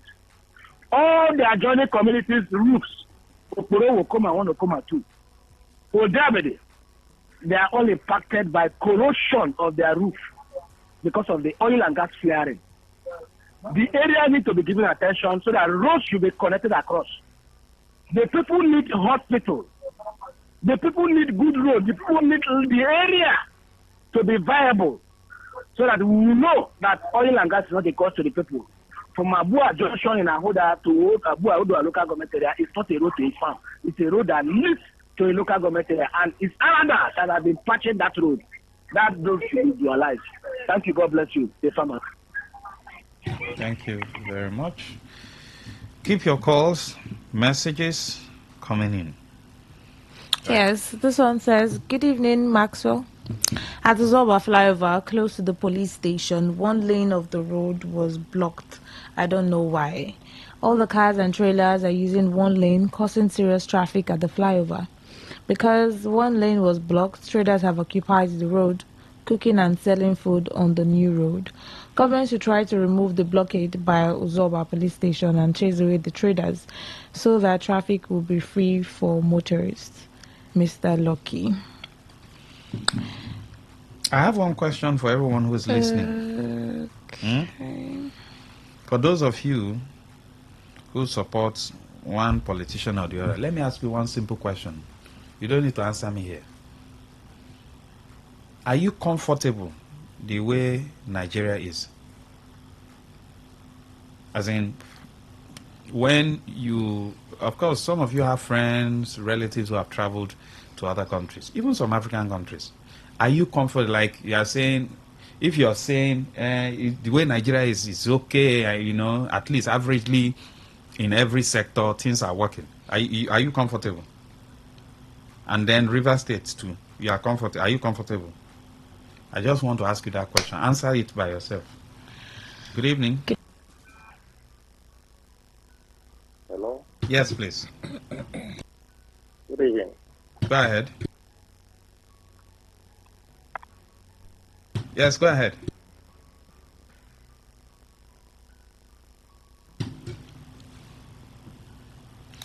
Keep the calls coming in before we go for this short commercial break. Yes, and keep your messages coming in 220-701 933-9962. Hello, good evening. Mr. Marcel. Yes, please. Good evening, my brother. I greet your Yeah, I colleague. greet you too. Good evening. Yes, so my name is Kingsley, calling you from Obogoro. Mr. Marcel, my eyewitness report is about what transpired today at my workplace. My brother, I went to where they are doing this DVC to go and do my own because I lost my own. So after doing it, someone was my way coming out from the hall. Someone approached me, asked me, am I going to vote on Saturday? I say, which vote? He said, this coming Saturday election. I said, my brother, you should not tell me about the election. I'm not interested in that election. It was like, I should try and come so that after voting, that they're going to give me 10,000. I said, 10,000 for what? He said that they will give me 10,000. I said, brother, the 10,000 that they're going to give me, what is it for? He said, no, to compensate me for voting for their candidate. I said, my brother, you're not serious. To tell you the kind of people we have. So, if, and who knows how many persons he has told the same thing. And some person, because of hunger in the land, will, let me not use this wrong language on the radio. If not, I would have said foolishly listen to the man and still come out to do the bidding of that the same their paymaster. So it's that time we wake up, my brother, and stand up for what is right and say no to all this nonsense that is going on in our society. And that is why we keep suffering all we are suffering today because of people like this. So my brother, don't like even here in Obogoro, we are, in fact, I don't know, my brother. In fact, we should wake up. We are sleeping. Thank you for having me. Thank you very much. We'll go for this short commercial break. We'll be right back.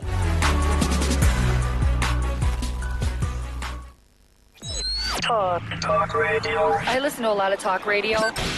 95.1 FM. Oh, what did happen now? No bonus for all my line. No panic, as MTN don't carry better gist come. Every 6 minutes you talk, MTN go dash you 3 extra minutes. Fiam to enter MTN better gist. Dial *123*2*1# or text BG to 312. T and C's apply. 95.1 FM, voice of the people. And we're back. Yes, of course, we're back. 0810 9510 951. Hello, good evening. Hello, good evening. Yes, please. I'm Shedra calling from Obogoro. All right, go ahead. My sister and my brother Maxwell. What is happening now in River State? Both the youth, both the women, both the men, everybody are just keeping quiet. It's high time we take this step by our hands. Because the people are supporting this evil are just few. We are afraid of emergency. But already we done that emergency. So why can't we take this step by ourselves?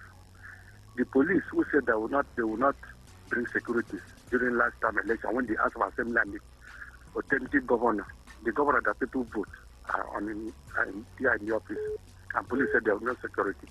Where the police now come now, where are they? And now the so-called commissioner of police, I don't want to use bad word in this stage, said that they will provide security, no movement, no that. Where are they that last year when they conduct this election and they say they will not provide security? Everybody come from any state they come from, Calabar, where they come from, and to support this state. And we the indigenous of River State, we are keeping quiet because we are supporting evil. Few people collecting 10 naira because of yesterday I'm at Toba when they say we want to come at Toba for campaign. And everybody did their collecting 2,000 or 1,000 to collect to support evil. And we are the contingent of River State. We are watching, we are just keeping quiet. Why is like that? Why is like that? I'm telling the Rivers indigenous, the Rivers youth and women and men to rise up and talk about state of emergency. Anything will happen for the selecting happen. Thanks.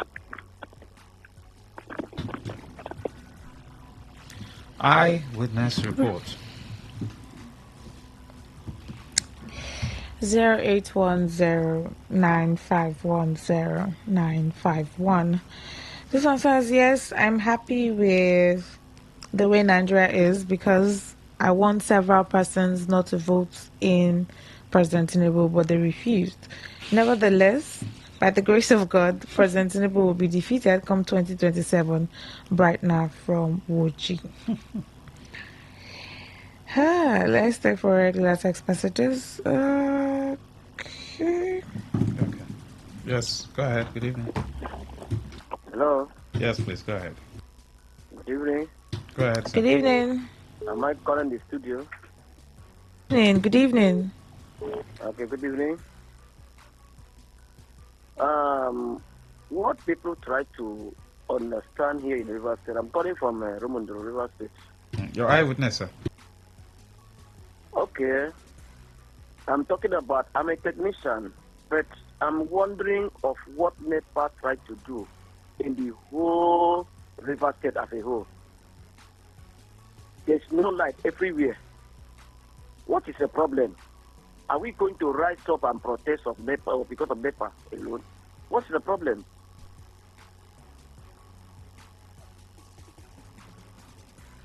Your line just went off. He said, what's the problem? My brother, I don't know what the problem is. NEPA issue, I don't tire. Seriously, I'm tired of talking about NEPA issue. And you know the funniest part with, we Nigerians, when people are benefiting from a certain thing, from a certain quarters, and you talk about it, they attack you. Because you're benefiting from it. You see, that's why we can never move forward. When people are benefiting from a certain ills, no matter how bad it is, and then you talk about it, they will attack you. That's one thing I've discovered with Nigerians. Not all of us do, but some Nigerians behave that way. They will see something like, in as much as they are benefiting from it, they will say that thing is good. Until they stop benefiting from it. You hear politicians say it's a rape on democracy when the judge says otherwise. If it turns the other way, they are the same people that will be rejoicing that this is the real democracy. Good evening. So, no nation is built on falsehood. No. No nation is built on falsehood. Good evening. Hello, good evening. Go ahead. This is something calling from Port Harcourt. Yes, please. Hello. A sitting governor was suspended to pave way for all these small. Oh, so sorry. Please call back if you can. It's called Eyewitness Report. I went to Choba Junction, and the only thing I saw was, I think this thing like that, one machine. They use that machine to, what's the name of that machine now? Well, I saw someone sitting on that machine. I guess they are trying to fix the Choba Junction. That's spoiled environment. But I think whatever they are doing, they should make it solid because we have a lot of vehicles, plying that particular road. Am I correct? So please, whatever work that is being done should be done properly. Whatever work is being done should be done properly. And then they should fix it as soon as possible. They should fix that road as soon as what? Possible. That spot had that spot is something else. Hello, Master. Good evening. Go ahead. Yes. I'm calling from IGP area. All right, sir. I've been crying to government. I've been crying to government of River State to look into my only road. That without it, I can't get to my place. Let government do something on that road. It's road leading to Bodo, to Beke, up to school to land. Until they start doing something on that road, I will not be stopping them. Let them start now to do something on that road. People are suffering on that road. If that road, if I have my device, phone, I snap that road and send it to you. You understand what I'm complaining every day to River State government. I don't know why a short road like that cannot be taken care of by River State government, a whole River State government. You cannot even be proud of anything in this state. No refinery. River State has no its own refinery. River State has no its own seaport, no airport. To maintain roads and to provide other small amenities for River people, River State government cannot do that. In fact, only God will help this state. Thank you. Thank you.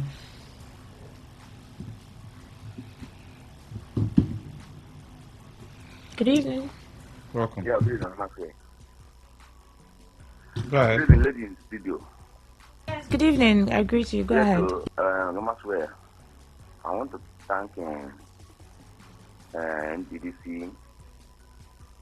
You know, they are assisting my community at the NDDC light. All the coast street is in my major roads. From Mosoba to Choba, ACA. Then my own street, Deeper Life, the whole street in Mopana here. They have tried a lot. Let me thank NDDC. They are working with NDDC, my community boy here. They have tried a lot. NDDC, they have tried even streets to walk the streets. Please, if they are not doing their work, you can thank them. God bless them, let them continue their good work. Please, let them come and peace. Please, that street talking about Deeper Life High Road. Then this is the work it. Then, I'll be complaining about this road. I'll be complaining about this road. When the former governor was there, you know, in Anansi, where they're working this road, we want to start with this Patakotiring road, this flyover. Behind Tanmokan Junction, you get Zoba Junction here.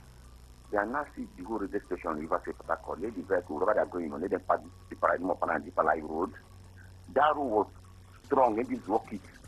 We would have had this there, we are happy. That road was bad. I'm talking to you. That road, people that have a car, we can't go to our house. You know, we are in rainy season. The August break just finished now. That road is not dry. People go, it's not at school now, will resume. Children are going to school again, will fold their trousers, put their shoes on, put their shoes in their hand, their sandals, and feed their leg in that water. You don't know the risk something is there. I pray God, nothing will those children, even adults like we. I'll put my shoe by pan. Sometimes I don't pull it. I wear it and keep it there because I don't know. Put my leg inside water. I don't know what's going inside water. I can't see. It's only God. Okay, please, I'm begging NDDC, all the so administrators. Please, River State, please come and help that Deeper Life Road. Look at Gojota. Governor walk it. What happened to Mopana? This Mopana and this Gojota and that, where people are passing, doing their work, their office. Even then, during the siren, one. Both morning and midnight. We're going to sleep, making noise. Now, they don't blow one again, no. They abandoned that road now. Where they're passing now is Omaru. This walk is Omaru Street in Mopana here. After Deeper Life road, you get a marrow. I want to call NDC, please. Let the entire community and doing their good work. Please, that's my eyewitness. So I'm begging, please. So all the postal administration, we need transformer. I've been complaining this way. Former the chairman was there. He's not doing anything. When I hear people say, they are doing something, why they remove them? What are they doing? They don't do anything. Blue is not the political government. I want to break up the postal administration. Please, River State Son, please come and help me, Mopana. Transformer, where they call Abuja. Since a many months now, Abuja don't have transformer. Mopana here. Mopana is large. Mopana is large. Where they call Abaklima, Abula, Momamanti. Those people need transformer. Mopana is big. Mopana is Peter. People are developing every day, big house here. No light. That's all we the fire house. No transformer, no light. You do somewhere. Because to get fuel now, very hard. Please, I'm begging you, let them come and finish their good work. Please, so that we can come and help, I beg. Anyone want to enter office, please, help him upon it. I'm begging. Anybody want to enter office to be a local government, please come and help him upon it. Please, I'm Thank begging. you very much. Yes, good evening, go ahead. Hello, Max. Good Yes, evening. please, go ahead.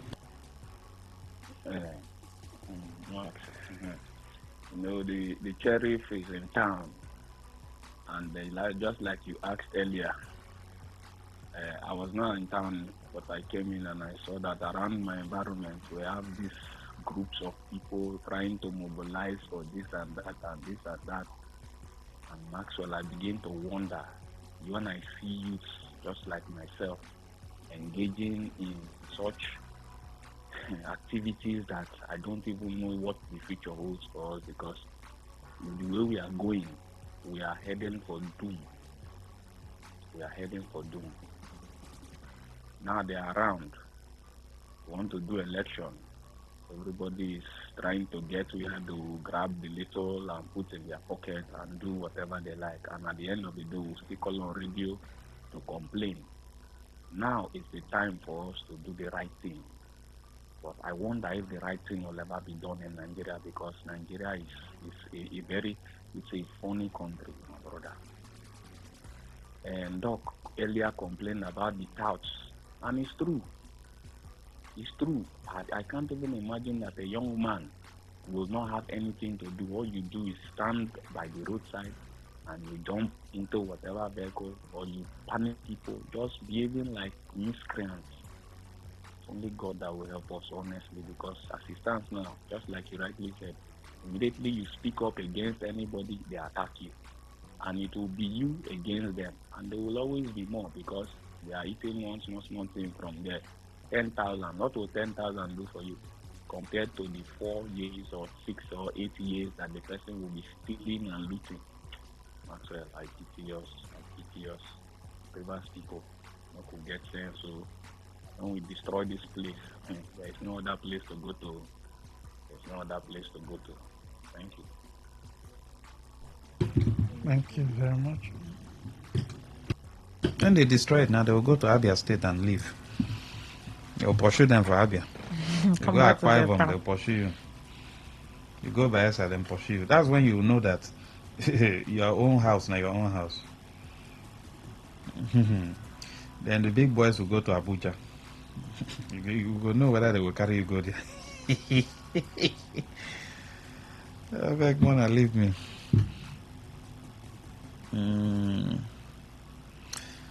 Please keep the calls coming in.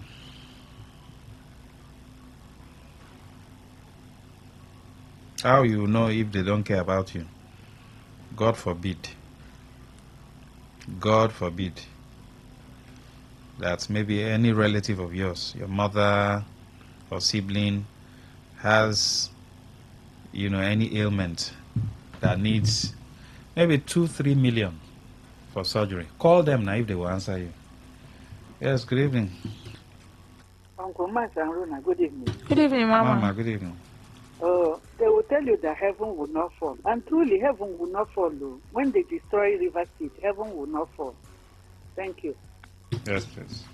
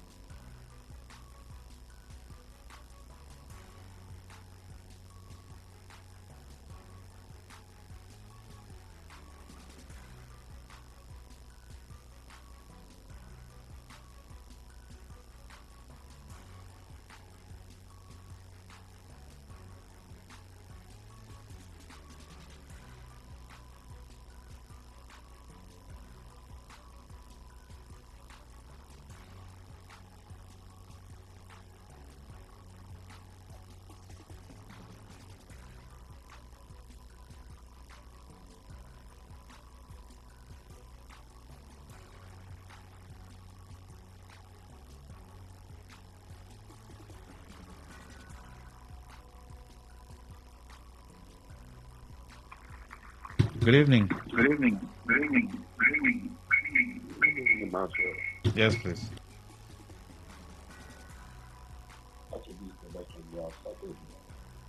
Can you speak up, sir?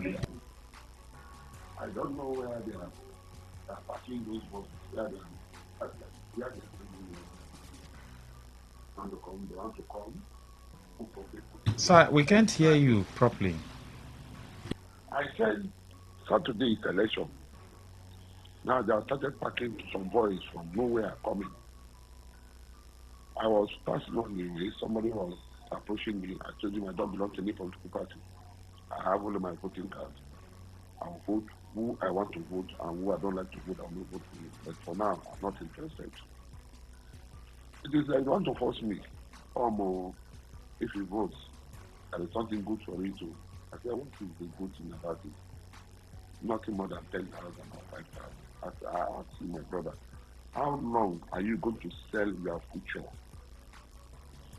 The councillor you want to vote, after voting, you will not see him. The chairman you want to vote, after voting, you won't see him. Now you people are gathering people from nowhere so that you give him voters card that the owners are looking for. Give them, they should go and vote. God is never watching. Remember, wicked will come, wicked will go back.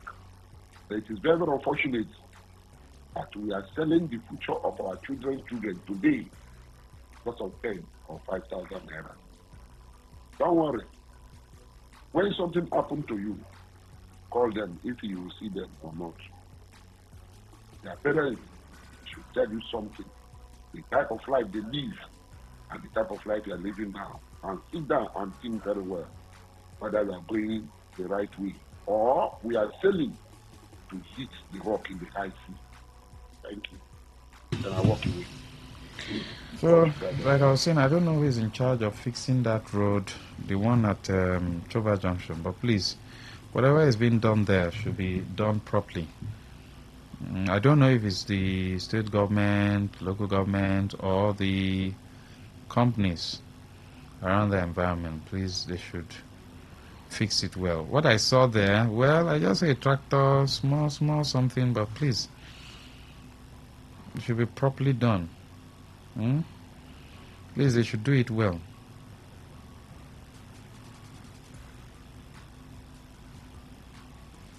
Zero 810-9510-951. 8 p.m.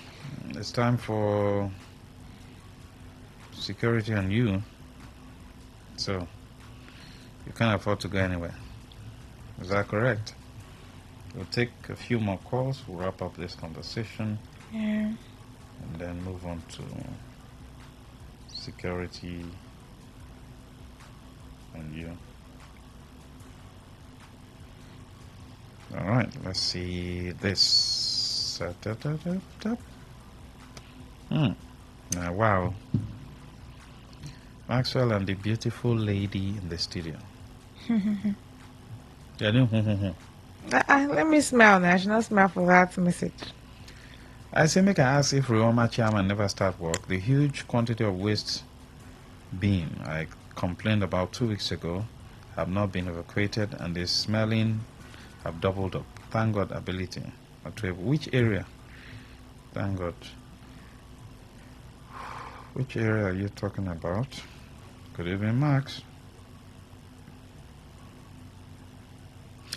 Max, my eyewitness has to do with Delta State, but it's still part of our country. They are extorting motorists all in the name of MOT. MOT sticker, which is being sold for 6,000 naira. Whereas when renewing your vehicle document, there's also MOT. So the Delta State government, via its Commission of Transport, allegedly double taxing and extorting motorists. So please, if we still have active civil society legal team, they should make their investigations regarding this information and take the right legal action to prevent this criminality, because touts are the ones blocking highway and impounding vehicles plying through the East-West Road in Delta State axis, and they extort money from drivers ranging from 10,000 and above. Please, motorists are not the cause of the Nigerian economy problems that should be extorted in every aspect just because they are seeking for means to earn a living. for themselves. But you didn't put your name, sir. Or Kaka Bright says, my witness is about what is happening at UPTH. The doctors and nurses at the labor ward okay, I'll rephrase it. He said they are not doing well. When a woman comes in on emergency, that they know that you, the husband or relative, are in tents, they will finish. I took my wife there. They will write drugs for you. After buying the drugs, you will continue buying drugs until they find out that nothing is with you again. And the federal government have a program for pregnant women with low income. If they enroll the woman in the program, if you are to buy drugs worth of 10,000, they will tell you that they don't have. They should go and buy it outside. A lot of things are happening over there. All right. Good evening, Max, and the lady in the house. Sugar Man. Max, my eyewitness here is that as I'm talking to you now, they have packed unknown boys and girls to press for them on Saturday. As for me, I call this vote of no confidence. All right.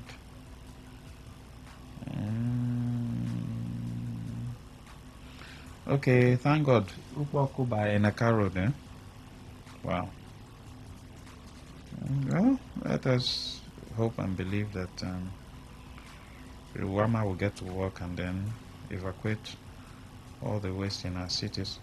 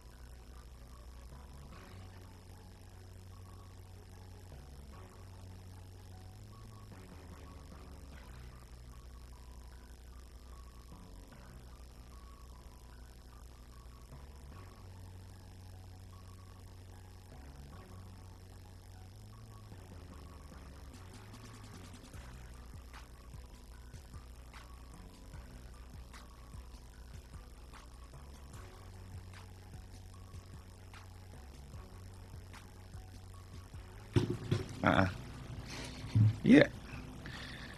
Governance in Nigeria, like I was saying, is very difficult. You know? Very, very, very difficult. In Nigeria, governance is so difficult. They'll tell you, hold on. He's trying, they are trying. Buhari, 2 years he's trying, 4 years he's trying. Say next time he will do it. 8 years is gone, and I complain. Tinubu has come in, 2 years going to say, don't worry. Eh? Give him second chance. I bet you said it now. People will say, I know, pata 4 years in go now lie on 8 years. When they finish, complain, go continue. The next one will come. Rice will be 500,000. How will they survive by that time? Nigerians will survive. Okay, the Nigerians believe that they'll be able to survive now. We'll adjust, but we don't want to keep adjusting. One cup of rice now is how much? 400 naira. Before it was how much? 500. Before it was how much? 80 naira, 70 naira, 100 naira. Nigerians would adjust. If you like, sell fuel for 10,000 per liter. Nigerians will adjust. Never know Nigerians. Nigerians have flexibility, eh? That's the thing, but we don't want to keep adjusting to life. Rice now 500,000. Nigerians will adjust sharp. They say God will help us. God will help us. Before you know, we are getting deeper. Before you know, one bag of rice could be 1 million. Then you buy 1 cup of rice for 5,000 naira. That one, when you buy the rice and you cook it, even the bottom pot, you go scrape everything. Nothing will fall as you are turning the rice, including the sand and everything. You go to chop them like that. You buy 1 kilo of chicken for 50,000. That's where you know. Then that one, they will pieces the chicken, put inside stew or soup. We're going to pinch this thing they chop. Make it no finish. Nigerians will adjust. I love Nigerians. Well, that's what you can take. Okechi Smith will be coming in soon.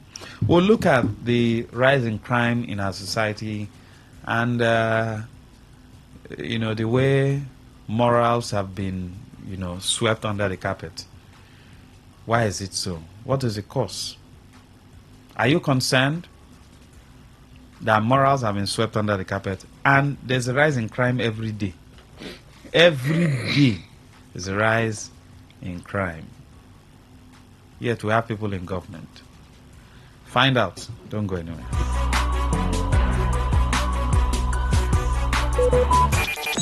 Talk radio. I listen to a lot of talk radio.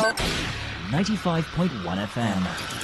Oh, what did it happen now? No bonus for all my line. No panic, as MTN don't carry better gist come. Every 6 minutes you talk, MTN go dash you 3 extra minutes. Fiam to enter MTN better gist. Dial *123 *2 *1 hash or text BG to 312. T and C's apply. You may not realize it, but do you know you can always show your love for others with simple gestures? Here are some of them. Always look for the good in people. There are two sides to every story. We have our good and bad sides. So, look for the good in people. Focus on people's potential. Everyone has potential. So, rather than put them down, help them realize it. Choose to love. If you're given an option between giving love and receiving love, choose given because that is a more practical choice. Treat everyone as equals. This means letting go of all the prejudice and partiality. See people for who they really are, not their jobs, not their apparels or bank accounts. If everyone does this, then the world will be a better place. Love yourself. You cannot give what you don't have. So, before you try to love other people, love yourself first. Forgive. We all make mistakes. So, whether it's a family or a stranger, the best way of showing love is forgiveness. Everyone deserves a second chance. Show compassion. Care for other people. Care for what they are going through. Do what you can to help. Give back to the community. Remember that a single drop of water can cause countless ripples. That donation, no matter how small, can inspire others to do the same. Smile, even to strangers. Remember that you're never fully dressed without a smile. So, do not underestimate the power of a smile. Not only does it lighten up your face, it will also brighten up another person's day. Be the spark of positivity you want to see. When you smile, the whole world smiles with you. This message is brought to you by Today95.1 FM, the voice of the people.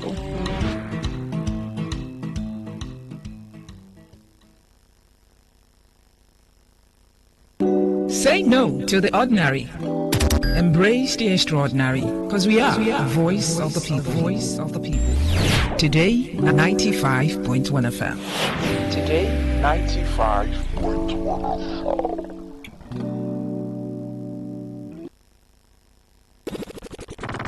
It's been an exciting week. It's been an awesome week. And just in case you missed out on our big stories this week, we got you covered. Rewind comes up every Saturday, 6:30 a.m. And here you get your total rundown of all the big stories and trends for the week in River State. And this is brought to you by your premium talk radio, Today 95.1 FM, Port Harcourt. Rewind, 6:30 a.m. every Saturday. Don't miss it.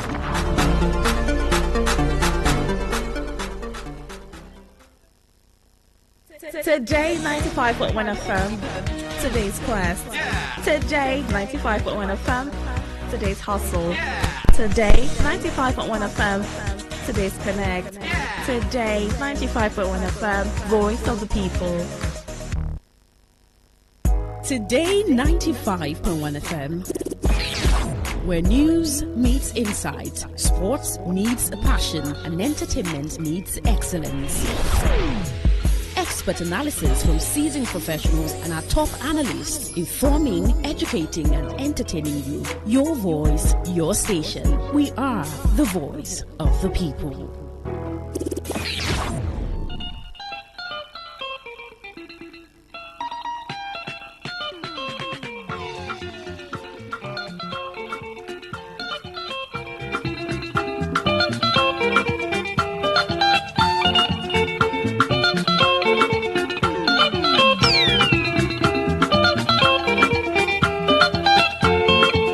Anything you dey do, anywhere you dey, oh, anywhere you dey, oh, pray for longer life, oh. Now when life will dey, oh, you think of what you do. Now when life will dey, oh, you think of better tomorrow. Mama, yeah, yeah. Opportunity.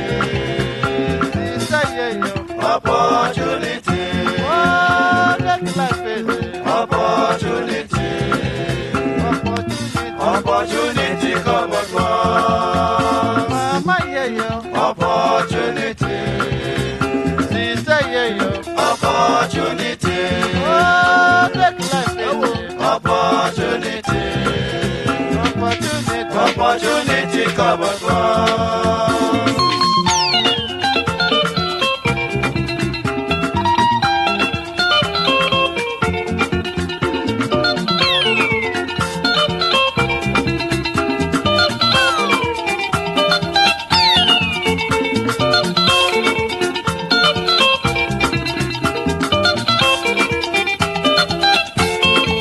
Everybody likes to be in a better position. The world is according to your destiny. Make you put mind if anything you do. If you try and fail, oh, you better keep on trying. If you work hard, oh, you pray to God, oh, Almighty. For one's life, there is so. Mama, yeah, yeah. Opportunity. Sister, yeah, yeah. Opportunity. Oh, that life is opportunity. Opportunity come at once. Mama, yeah, yeah. Opportunity. Sister, yeah, yeah. Papa, yeah, mama. Opportunity. Oh, that life is opportunity. Opportunity come at once.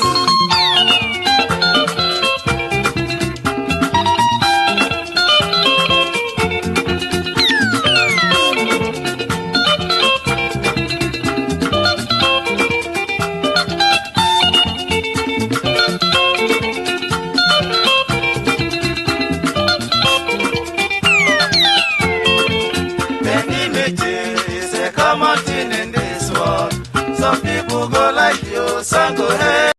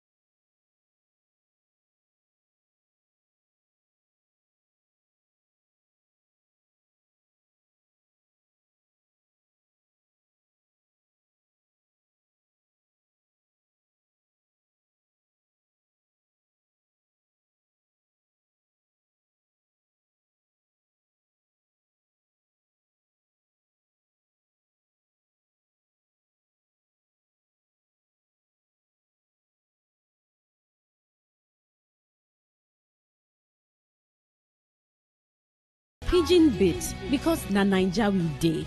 Our book review, because books are a mirror. Our big stories, because big things only. Our health shows with seasoned health experts, because we care that you're healthy. Our eyewitness report, because we want to hear from you. Our reggae show, because Rastafari. One love. 95.1 FM, voice of the people. And we're back. Yes, of course, we're back for security and use. So we're looking at the rate at which crime is increasing In your and community. the erosion of morals in our society. We have a cybersecurity expert, someone who is very vast when it comes to security architecture. There was a time we talked about city surveillance. I don't know why we have not adopted it also. Ukechi Smith-Dibia is joining us because he's in traffic, because the big boys are in town. That's what you get in Nigeria when the big boys, just like when President Tinubu is going to Lagos, everywhere go block, like saying, Jesus Christ, nine come. Yes, Ukechi Smith-Dibia. Good to have you, Mr. Smith. Yeah, good evening, Mr. Maxwell. Are you happy that you're in traffic? Mr. Maxwell, I've been in this traffic for almost an hour now. That's why I'm asking, are you happy? I cannot be happy because exactly to be traffic then. But just like what we are trying to talk this evening, the moral decay is now one thing that is increasing crime, because it's like there is a meeting around that George area, and I can tell you the traffic there is really serious. But what do we do? That is where we are. All right. Mr. Master, can you hear So me? we'll look at moral decay and the rise in crime in our society. We'll just pray it does not swallow us. But how did we get here? Okay, Mr. Maxwell. Decay of integrity in leadership and governance. How it increases crime and criminality in the society. Mr. Maxwell, let me say good evening to our listeners, and I welcome them to another edition of Security and Youth. Mr. Maxwell, moral decay and integrity is one thing that indirectly is increasing crime in the society. When the leaders steal, youth justifies their stealing. Mr. Maxwell, did you hear that? Very clear, sir.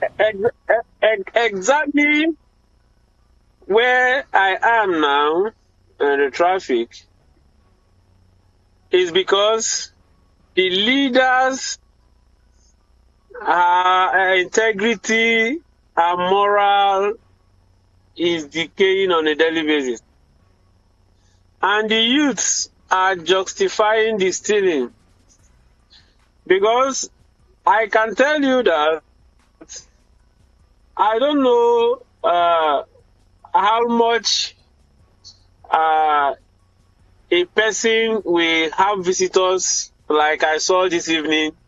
Even if it's only sachet water they want to share in that particular meeting, I tell you, it's going to run in millions because of the crowd I saw around that area. That is exactly how our morals are decaying. Mr. Maxwell, before, you will see that when a woman begins to or shows her nudity or nude on the street or naked, let me use the word, you will see another woman going to work will jump down from the car and use either her hair tie or something to cover the nudity of another woman. Exactly. I don't know if you've witnessed that before. Yes, you're correct, sir. You're correct. Can you hear me? Yes, sir. Yeah. Yes, sir. And lately we saw and have witnessed morals. People no longer value morals. People now, instead of seeing a woman with nude or naked, instead of using wrapper to cover the fellow woman, like we used to see it early 80s and probably early 90s. What we now use to cover the nudity of another is our mobile phone. That is how far we have gotten to. You see, the same thing applies to a guy. So when we see these things before, we use our clothes to cover them. But now, we now use our phones to cover them. Something that ordinarily is not supposed to show on the social media and have been shown on social media. If you follow the trend of social media, you see moral decay on a daily basis. In fact, it is now the nude pictures and nude videos that are trending more on social media. And the question is, how did we get here? Leadership is about example. When those in authority fails, the people that are under them will in turn look at them and justify their failure. So what I'm saying is that when leaders steal, the youth justifies it. Mr. Maxwell, let me tell you that there's something I saw yesterday on social media. I saw what looks like a campaign. In fact, it's a campaign. And they were showing it live on social media. I saw most of my friends, most of my bosses, most of my people I know very well. And I know them being on a particular group. But while I was watching that particular campaign, I saw them putting on another group's big logos and pictures. Mr. Master, do you understand what I'm saying? It's called cross-pollination. I'm trying to tell you how. Miss Asmi, did you hear me? Leaders with. You say what? It is called cross-pollination.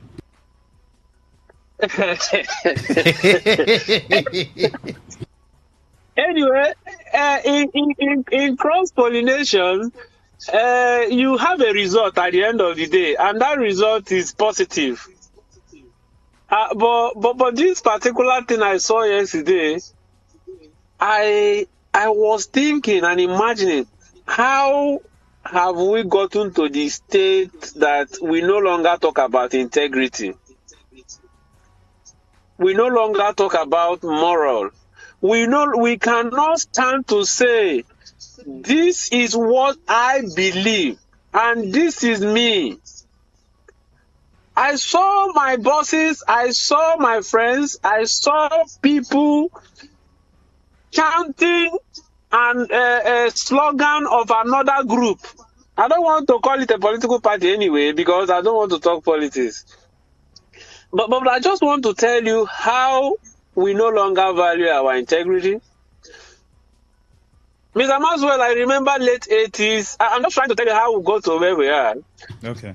Around 80s, you see that government officials will buy the Pujo, and as such, even when they try to buy a private car, they won't buy it with their name. They will buy it on the name of another person. Because at that particular time, they are government workers. So as such, they are responsible to where they work. But Mr. Maxwell, today, government officials use Rolls Royce. Government officials have the best. So what we're trying to say is that when leaders that are supposed to maintain integrity, when they fail, when they steal, what happens? The youths, the people that they are living will justify it by what? Waiting for their turn to come. And that is what has brought us to where we are. Mr. Maxwell, before, if you're a young boy and you go to buy a car in a car shop, they will not even sell the car to you.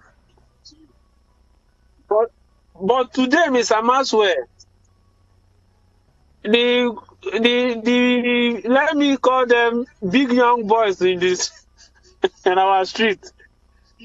Some of them are 14 years. Some of them are less than 20. But they walk into a car shop and you see them drive car worth millions. And they go to places, they spray money, people clap for them. This is how morals are falling on a daily basis. That is why we are saying that the real life example of this in Nigeria is the case of billions recovered from politicians by EFCT, yet no serious consequences embodied these people. Mr. Maxwell, go and look at Abacha loot. From the very first time you started hearing of Abacha loot till this day, what exactly can you say that that money was used for? I'm telling you how integrity and morals are increasing. And because they are decreasing rather. And because they are decreasing, you see that the young people are justifying it. You now see internet fraudsters, the Yahoo saying, if our leaders can steal, can do these things, and nothing is happening to them, why not we do our own? Mr. Maxwell, the moral and integrity has decayed to the extent that when people in the authority steal money, if they steal, say, 100 million, they will do what we call plea bargain. And they will return 20 million and keep 80. Mr. Maxwell, what kind of betting is that one? That's a good business. So, like I said the other time, that the languages we learn in Nigeria most recently are negative. Because plea bargain is somebody that they say has stolen money and he returns some and takes some. So this is exactly how it is. And point two is corruption in government agencies, and it links to, that links to organizational crime or organized crime. Mr. Maxwell, look at what is happening in government agencies. In fact, I was talking to somebody.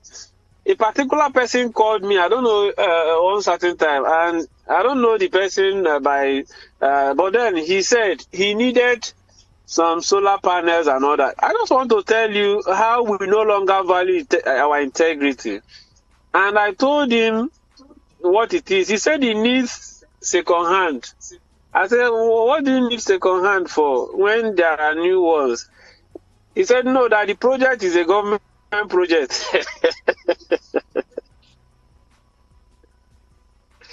He said the project is government project.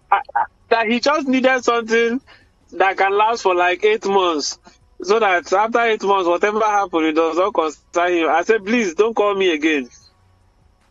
We don't work like that in my place.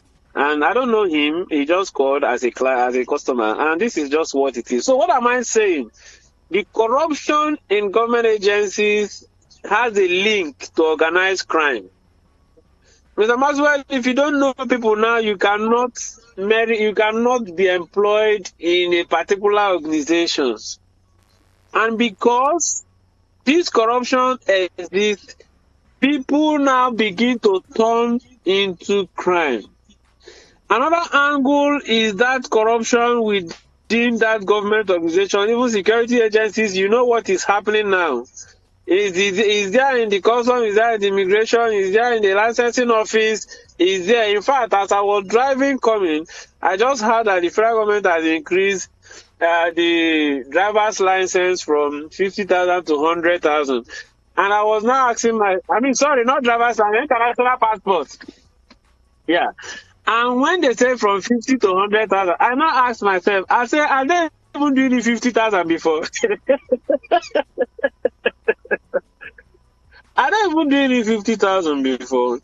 So what this means is that when morals have decayed, when people no longer look at their integrity, crime will definitely be an increase. And exactly what is happening. Look at our young ones. Our young boys are now turning into internet fraudster. I told you last week that it is now a news that EFCC has arrested 70-something, 80-something, 40-something, 20-something, almost on a daily basis. And these people they are arresting, they are not just they are not arresting animals. They are arresting human beings. And as such, people are still going into it still on a daily basis, despite the fact that it's a crime that the government is against and people are being arrested every time. You still see people joining because the truth becomes that those guys that have been arrested, how far are they handling them? So this is how crime is increasing on a daily basis. Now, the third one is erosion of trust in institutions. When integrity collapses in governance, ordinary citizens stop trusting the system. Once people stop believing that justice will be served, they take laws into their own hands. Mr. Maxwell, there is a word we have also learned recently, and that word is go to court. The word now becomes go to court. So, when you finish doing whatever you're doing that is against the law, that is not within the law, you will be bold to tell people to go to court. The reason why you should do that or you will do that is because there is erosion of trust in the institutions. So that integrity has collapsed. So people can boldly tell you go to court. I don't know if you have had that word lately. They will even put it in the dictionary very soon. Fine. Now, for what the election we are going to do on Saturday, it has always been go to court. There is one of your callers that called this morning during a Kelly show in the morning. And when he finished talking, he said those that are angry should go to court. So when integrity collapses, governance, ordinary citizens will stop trusting the system, and the people will stop believing that justice will be served. As such, they will tell you to go to court, and most times when you go to court, nothing happens much. I don't know if maybe our listeners will have one or two questions or thereabout, or maybe you have questions before we continue. Okay, we'll take this short commercial break. We'll be right back. Just stay on, Mr. Smith. Today 95.1 FM, where news meets insight, sports meets passion, and entertainment meets excellence. Expert analysis from seasoned professionals and our top analysts, informing, educating, and entertaining you. Your voice, your station. We are the voice of the people. Unleash the power of the airwaves with the ultimate radio experience. Tune in to Today 95.1 FM, the voice of the people. Don't just listen, immerse yourself. That is 100% true. Oh, what did it happen now? No bonus for all my line. No panic, as MTN don't carry better gist come. Every 6 minutes you talk, MTN go dash you 3 extra minutes. Fiam to enter MTN better gist. Dial *123 *2 *1 hash or text BG to 312. T and C's apply. 95.1 FM, voice of the people. And we're back. All right, welcome back. It's still security and you, the rise in crime and the erosion of morals in our society. Mr. Smith, are you still there? Yes, I'm here, Mr. Maxwell. Now that we are here, what is the solution? Where can we go from here? Because it looks as though the more we keep on talking, the more we keep on seeing evil in our society. The political class, they are not helping matters. Those in authority, they are not helping matters. If you take a look at almost all the sectors, as in almost all the sectors, is it education, is it health? We get reports every day. Oh, these people are behaving like this. These ones are behaving like this. Nothing seems to be working. Mr. President is traveling up and down. You know, recently we heard that in Japan they have cleared some land and houses for us in Nigeria. Later, the Japanese people said, "Nah, lie you." Nothing like that happened. You know, you just wonder what's really going on. So, where do we go from here? Mr. Maxwell, the renowned leadership expert John Maxwell said, and I quote, "Everything rises and falls by the leadership." Now, where do we go from here? We have a sister country called Rwanda. You know about Rwanda? Yes, sir. And after the genocide that happened in Rwanda, they built,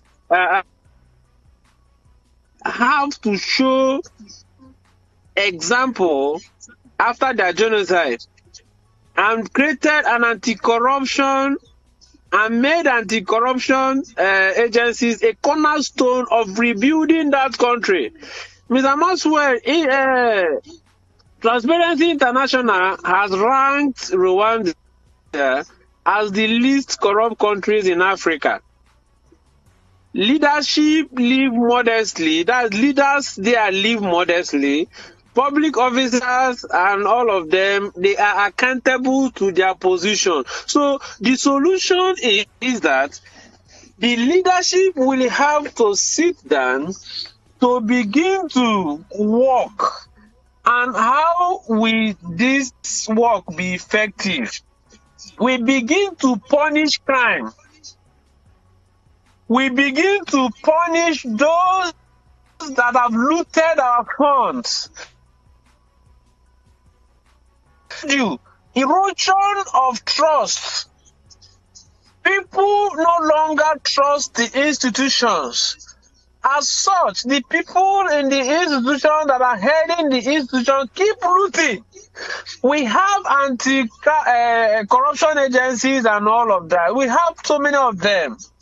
Now, I see they work, no issue, no doubt. But how many of these leaders that have been punished? Mr. Maxwell, since 1999 to date, how many former governors are in the prison? How many senators are there in the prison? How many former? Name them. This is the thing we are saying. So if a country like Rwanda their anti-corruption model is working. What stops us from going to learn from that country called Rwanda? Mr. Maxwell, a politician driving Rolls Royce, what will a celebrity drive? Like Davido's and all the likes. So that is why it has gotten to the stage that people no longer talk of what to do when they get to power. Rather, they talk of their turn. It is the turn of this local government to produce governor. And unfortunately, the people that are to be produced, or the people that are advocating to be produced, when you produce that particular local government, you give the local government governor, at the end of the day, it is still a selfish gain. They still attract wealth to themselves. Mr. Maxwell, yesterday I was watching one of the national television, and the Ministry of Women Affairs said that they are going to spend 10 trillion in boosting agricultural farming and all that. And I just said to myself, if we are sincere, if the government is sincere, how many factories and mechanized farming do we have in Nigeria owned by government? How many factories do we have? So if we can spend 10 trillion in boosting agriculture, can we not convert that 10 trillion to factories? Yeah, across the 740 something local governments. Mr. Maxwell, I tell you, that will reduce crime because people will be employed. Mr. Maxwell, when we have industries in this country, in each local government, in almost each district, senatorial districts, and each houses of constituencies and all that, people will be gainfully employed, and as such, crime will reduce. What I saw this evening while driving around Ada George tells me that the political industry is actually one industry that I'm thinking is becoming profitable and lucrative.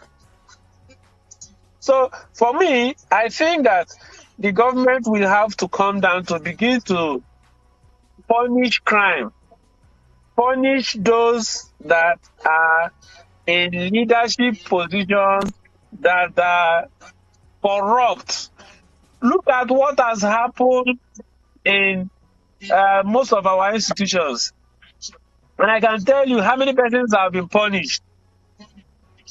Mr. Maxwell, the people of Benue, within this week, we had concerned elders in Benue. They stated that over 6,896 persons have declared death in Benue from January to this point. I don't know if you saw that statistics. Yes, sir. Yes, sir. It was in the national television. Mr. Maxwell, they said 6,800 and something.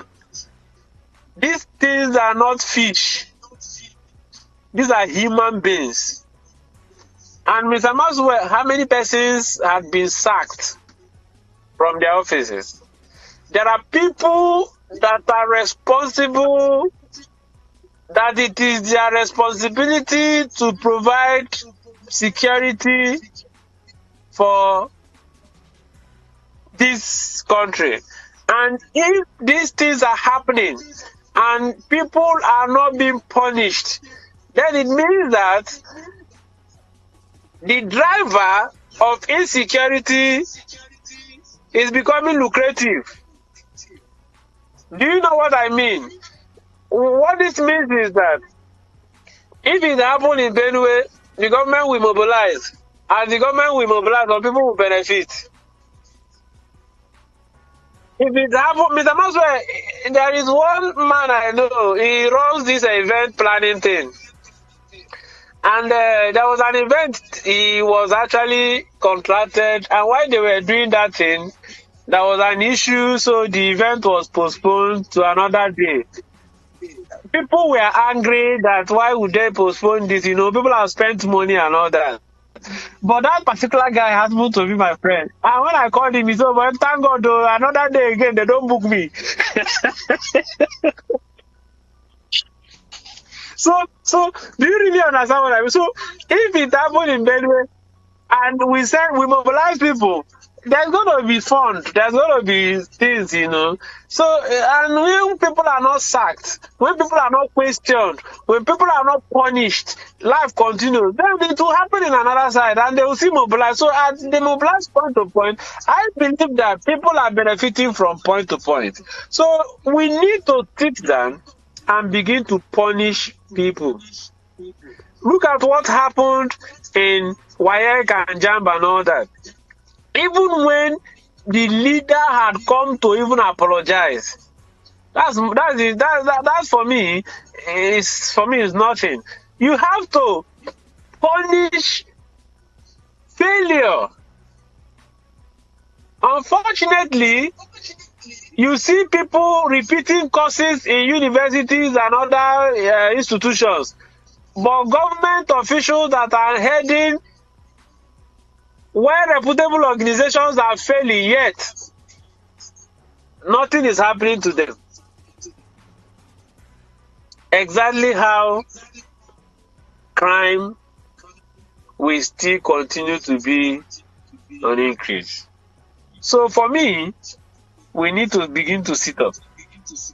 And we also need to begin to disconnect the driver of insecurity, which is money. People benefit from these things.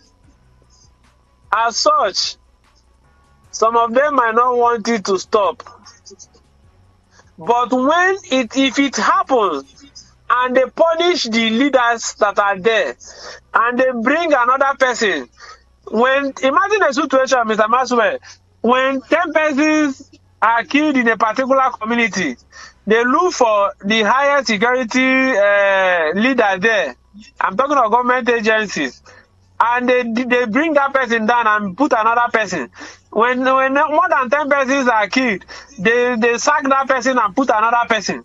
When more than 10 persons are sacked, they sack that person and put another person. Mr. Maxwell, I bet you, nothing will happen in that community again. All right, Mr. Smith, let's take this message before we wrap up.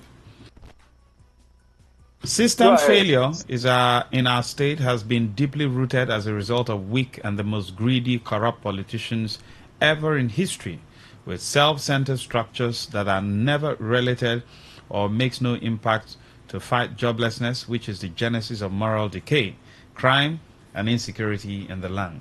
Young manager from Eche sent in down. Mas, please tell your guests it is a trespass to cover a woman who more or less appears nude by her choice of dressing, because it is a violation of our fundamental human right to go naked as we have it today. Shame to this generation that knows no shame. Thank you, Kanu. Mr. Smith, we're out of time. Yeah, we have to go now. Thank you very much for having me. But the truth is, my last word is that as much as the family grows, let us try to still instill morals to our children, because our leaders are failing us. As such, let the new generation continue to instill morals in the lives of our children, and let us see if we can change this nation to something better. Thank you very much for having me once again. Thank you, sir.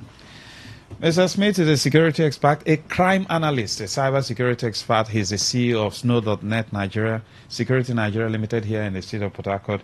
He is also an expert when it comes to security management in artificial intelligence. Thank you. Follow me on Facebook. Follow Ukechi Smith Dibia, UKECHI,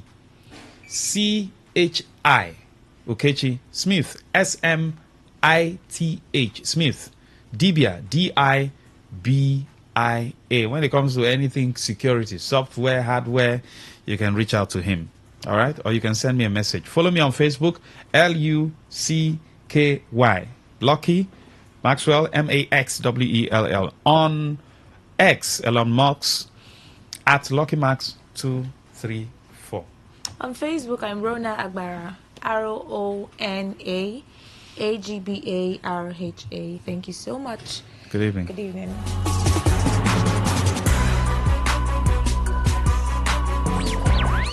Tune in for a journey beyond the ordinary. Fasten your seatbelts. We are not just a station, we are the station. Today, 95.1 FM, the voice of the people.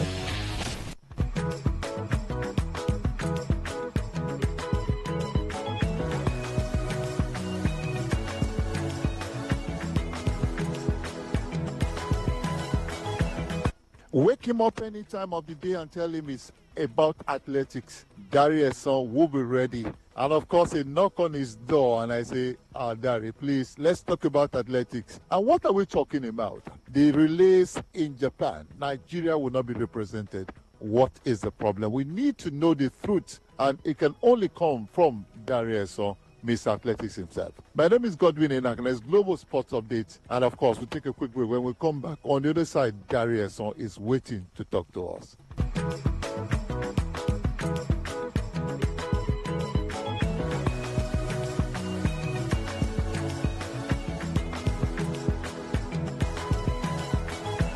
Welcome back. Yes, Darius is waiting to talk to us. Thank you for joining us, Darius. Thank you for your time. Yeah, thanks for having me. I'm delighted to be here. Well, Darius, so straight to the point. Relay World Athletic Championship in Tokyo, Japan. Nigeria will not be there. Nigerians are listening to you now as an authority in athletics. What is the problem? Why are we not going to the World Athletic Championship relays? I think it's a straightforward answer. We fail to plan, and when you don't plan, you can't get results, and that's what happened. We fail to take advantage of the opportunities that we have to easily qualify. And one of the opportunities happens to be going to the World Relays to compete. That's what happened the last time that we went to the Olympics. We had about 4 teams at the Olympics, but because we went to the World Relays, you don't need to run very well. You only need to place among the first 14, because 14 will qualify. Then the remaining two tickets will be what will be left, and that is what we are fighting for. And unfortunately, even at that, we didn't plan very well, because when the NCAA finals were on, we had at least a team of 4x1, 4x4 men, 4x4 men, and 4x1 men, and 4x1 women. We had a team in the US. We didn't even need to bring anybody from here to go around in the US. But unfortunately, we failed to plan, because that's where we should have assemble those athletes immediately after the NCAA. There were so many meets in Europe where they ran relay events. We should have gone there and secured those tickets. But unfortunately, we didn't plan. And we didn't plan because we don't have a federation. That's just the simple truth. So that's the problem. So we didn't plan. Darius, so like I said, a lot of persons are listening to you now. When you say we don't plan, and you also say we don't have a federation, we have a president that runs the Athletics Federation of Nigeria, elected not long ago. There's a board that works with him. When you say we don't plan, how do you mean? A simple one. As a federation, you look at the program, you look at the calendar. Since you found out that you have missed the World Relays, the next target will be, okay, where do we get meets to qualify? Then do we have the athletes to actually run it? Because that is very key.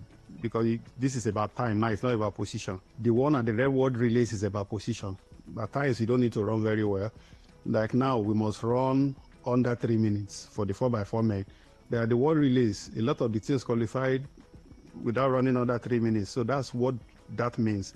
So now that we find ourselves in that situation where we're chasing just 2 tickets with the rest of those that didn't make it through the World Relays, we need to run very fast. So first of all, you have to look at the team. Do you have the athletes to run? Of course we do in the 4x1 men, 4x1 women, and the 4x4 men, even the 4x4 women. But because you can't find that number in the US, that's why I'm excluded there.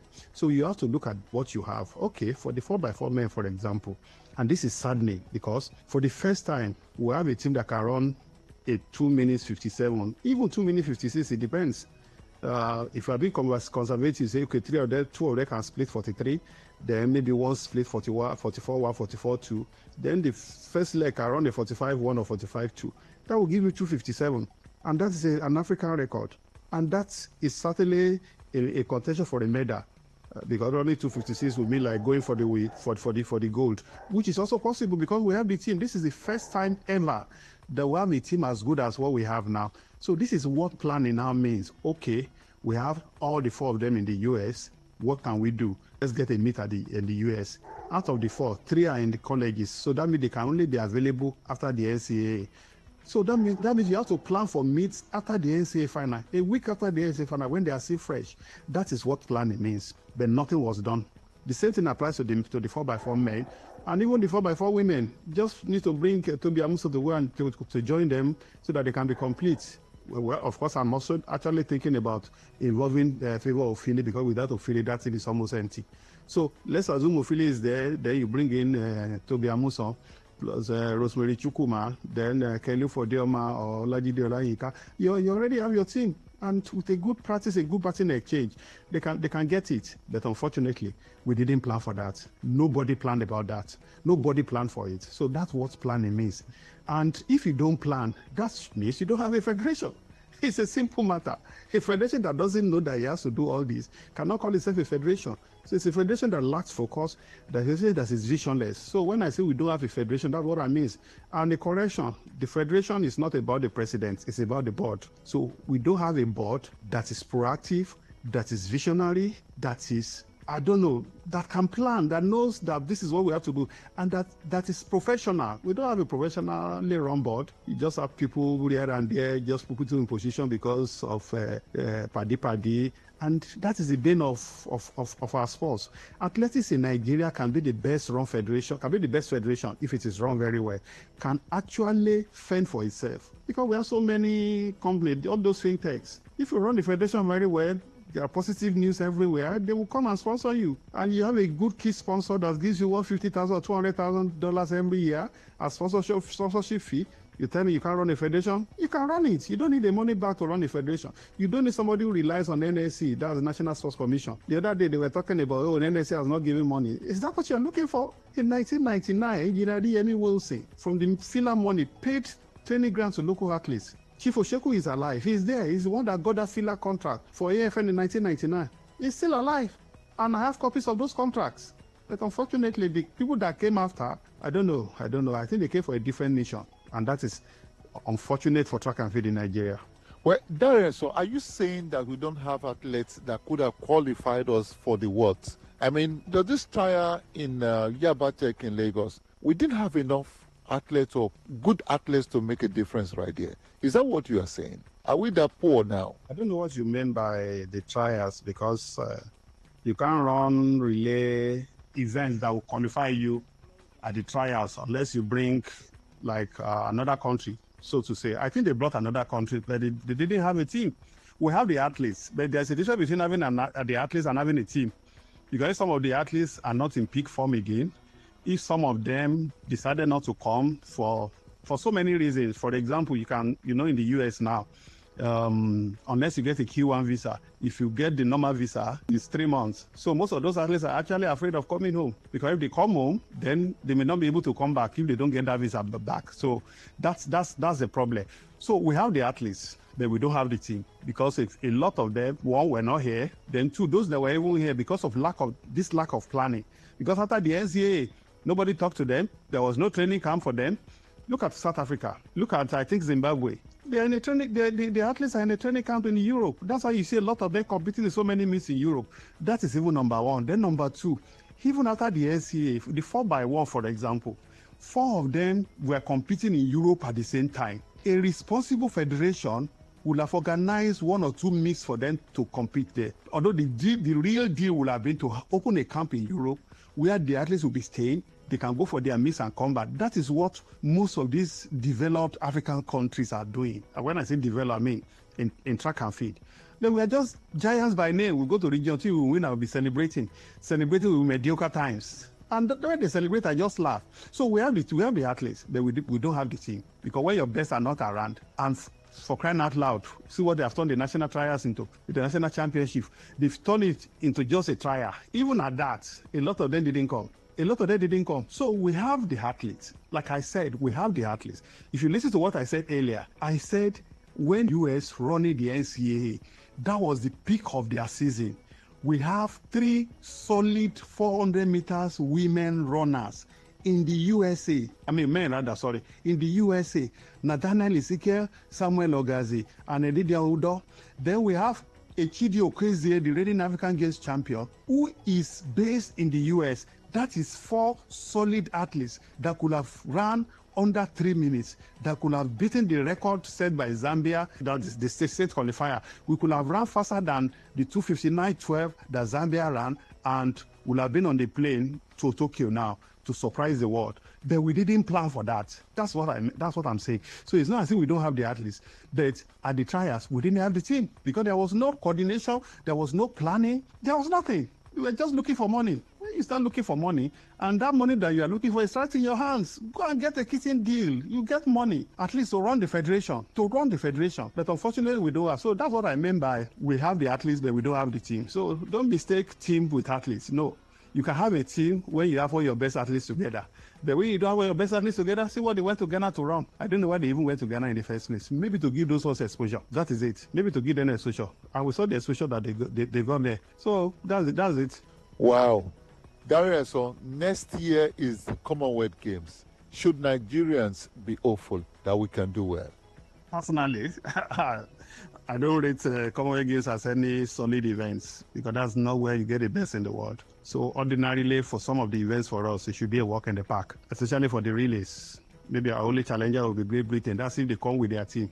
Because the truth about all those ones, outside the Olympics and the World Championship, is that most of those countries don't come with their best. Jamaica, for example, they don't come with their best athletes to come around at the Commonwealth Games. So that's why I don't reckon with Commonwealth Games. So that's why when we celebrate winning Commonwealth Games, try to take that to the world level and see where you are. So we should be hopeful because we have athletes, Nigeria, when it comes to the World Games, we want to really do well because that's where we feel we can be champions. When it comes to World Championship, we are always going back. Remove Gume, remove Amuson. Who else has won medal for us in the last 10, 20, 15 years? Nobody. Maybe President Okagbare, yes. Apart from Blessing, who else? That's at the world level. That's where we should be aiming for. That's where we should be. Not at Commonwealth Games, not at African Games. But unfortunately, that's what our leaders want. And we get to the world level, we start telling ourselves, what happened? You know what happened now? When you saw the kind of performances they have at the Commonwealth Games, that it is mediocre.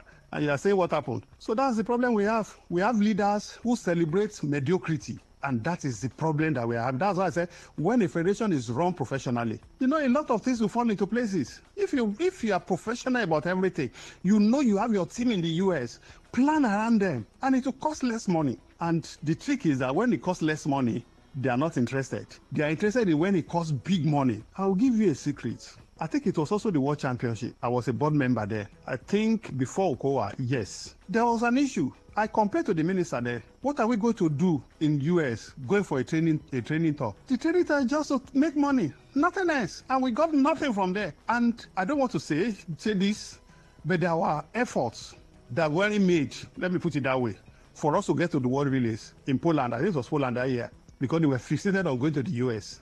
And they knew if we had qualified at the World Relays, that trip would have been jeopardized. That is Nigeria for you. We are ready to do anything. Most of those leaders, most of them, they are not interested in whether you qualify or not. What is important is what gets to their pocket. And that's what they did. I was a member there. I would have gone to the embassy with them. I said, no, I'm not going. Because I was mad. How can you do this to your country? But that is Nigeria for you. Wow. Thank you so much, Darius, for this expose. As always, when it comes to athletics, you are the master. I appreciate your time. Thank you so much, and God bless. Yeah, thanks for having me. It's always a delight. All you need to know why we will not be going to Tokyo for the relays, Darius just broke it down. Once again, thank you so very much. We're going to do Commonwealth Games next year, and we're hoping for the very best. My name is Godwin Enak, and it's Global Sports Updates. Let's keep cruising. Keep praying for Nigeria. God bless Nigeria.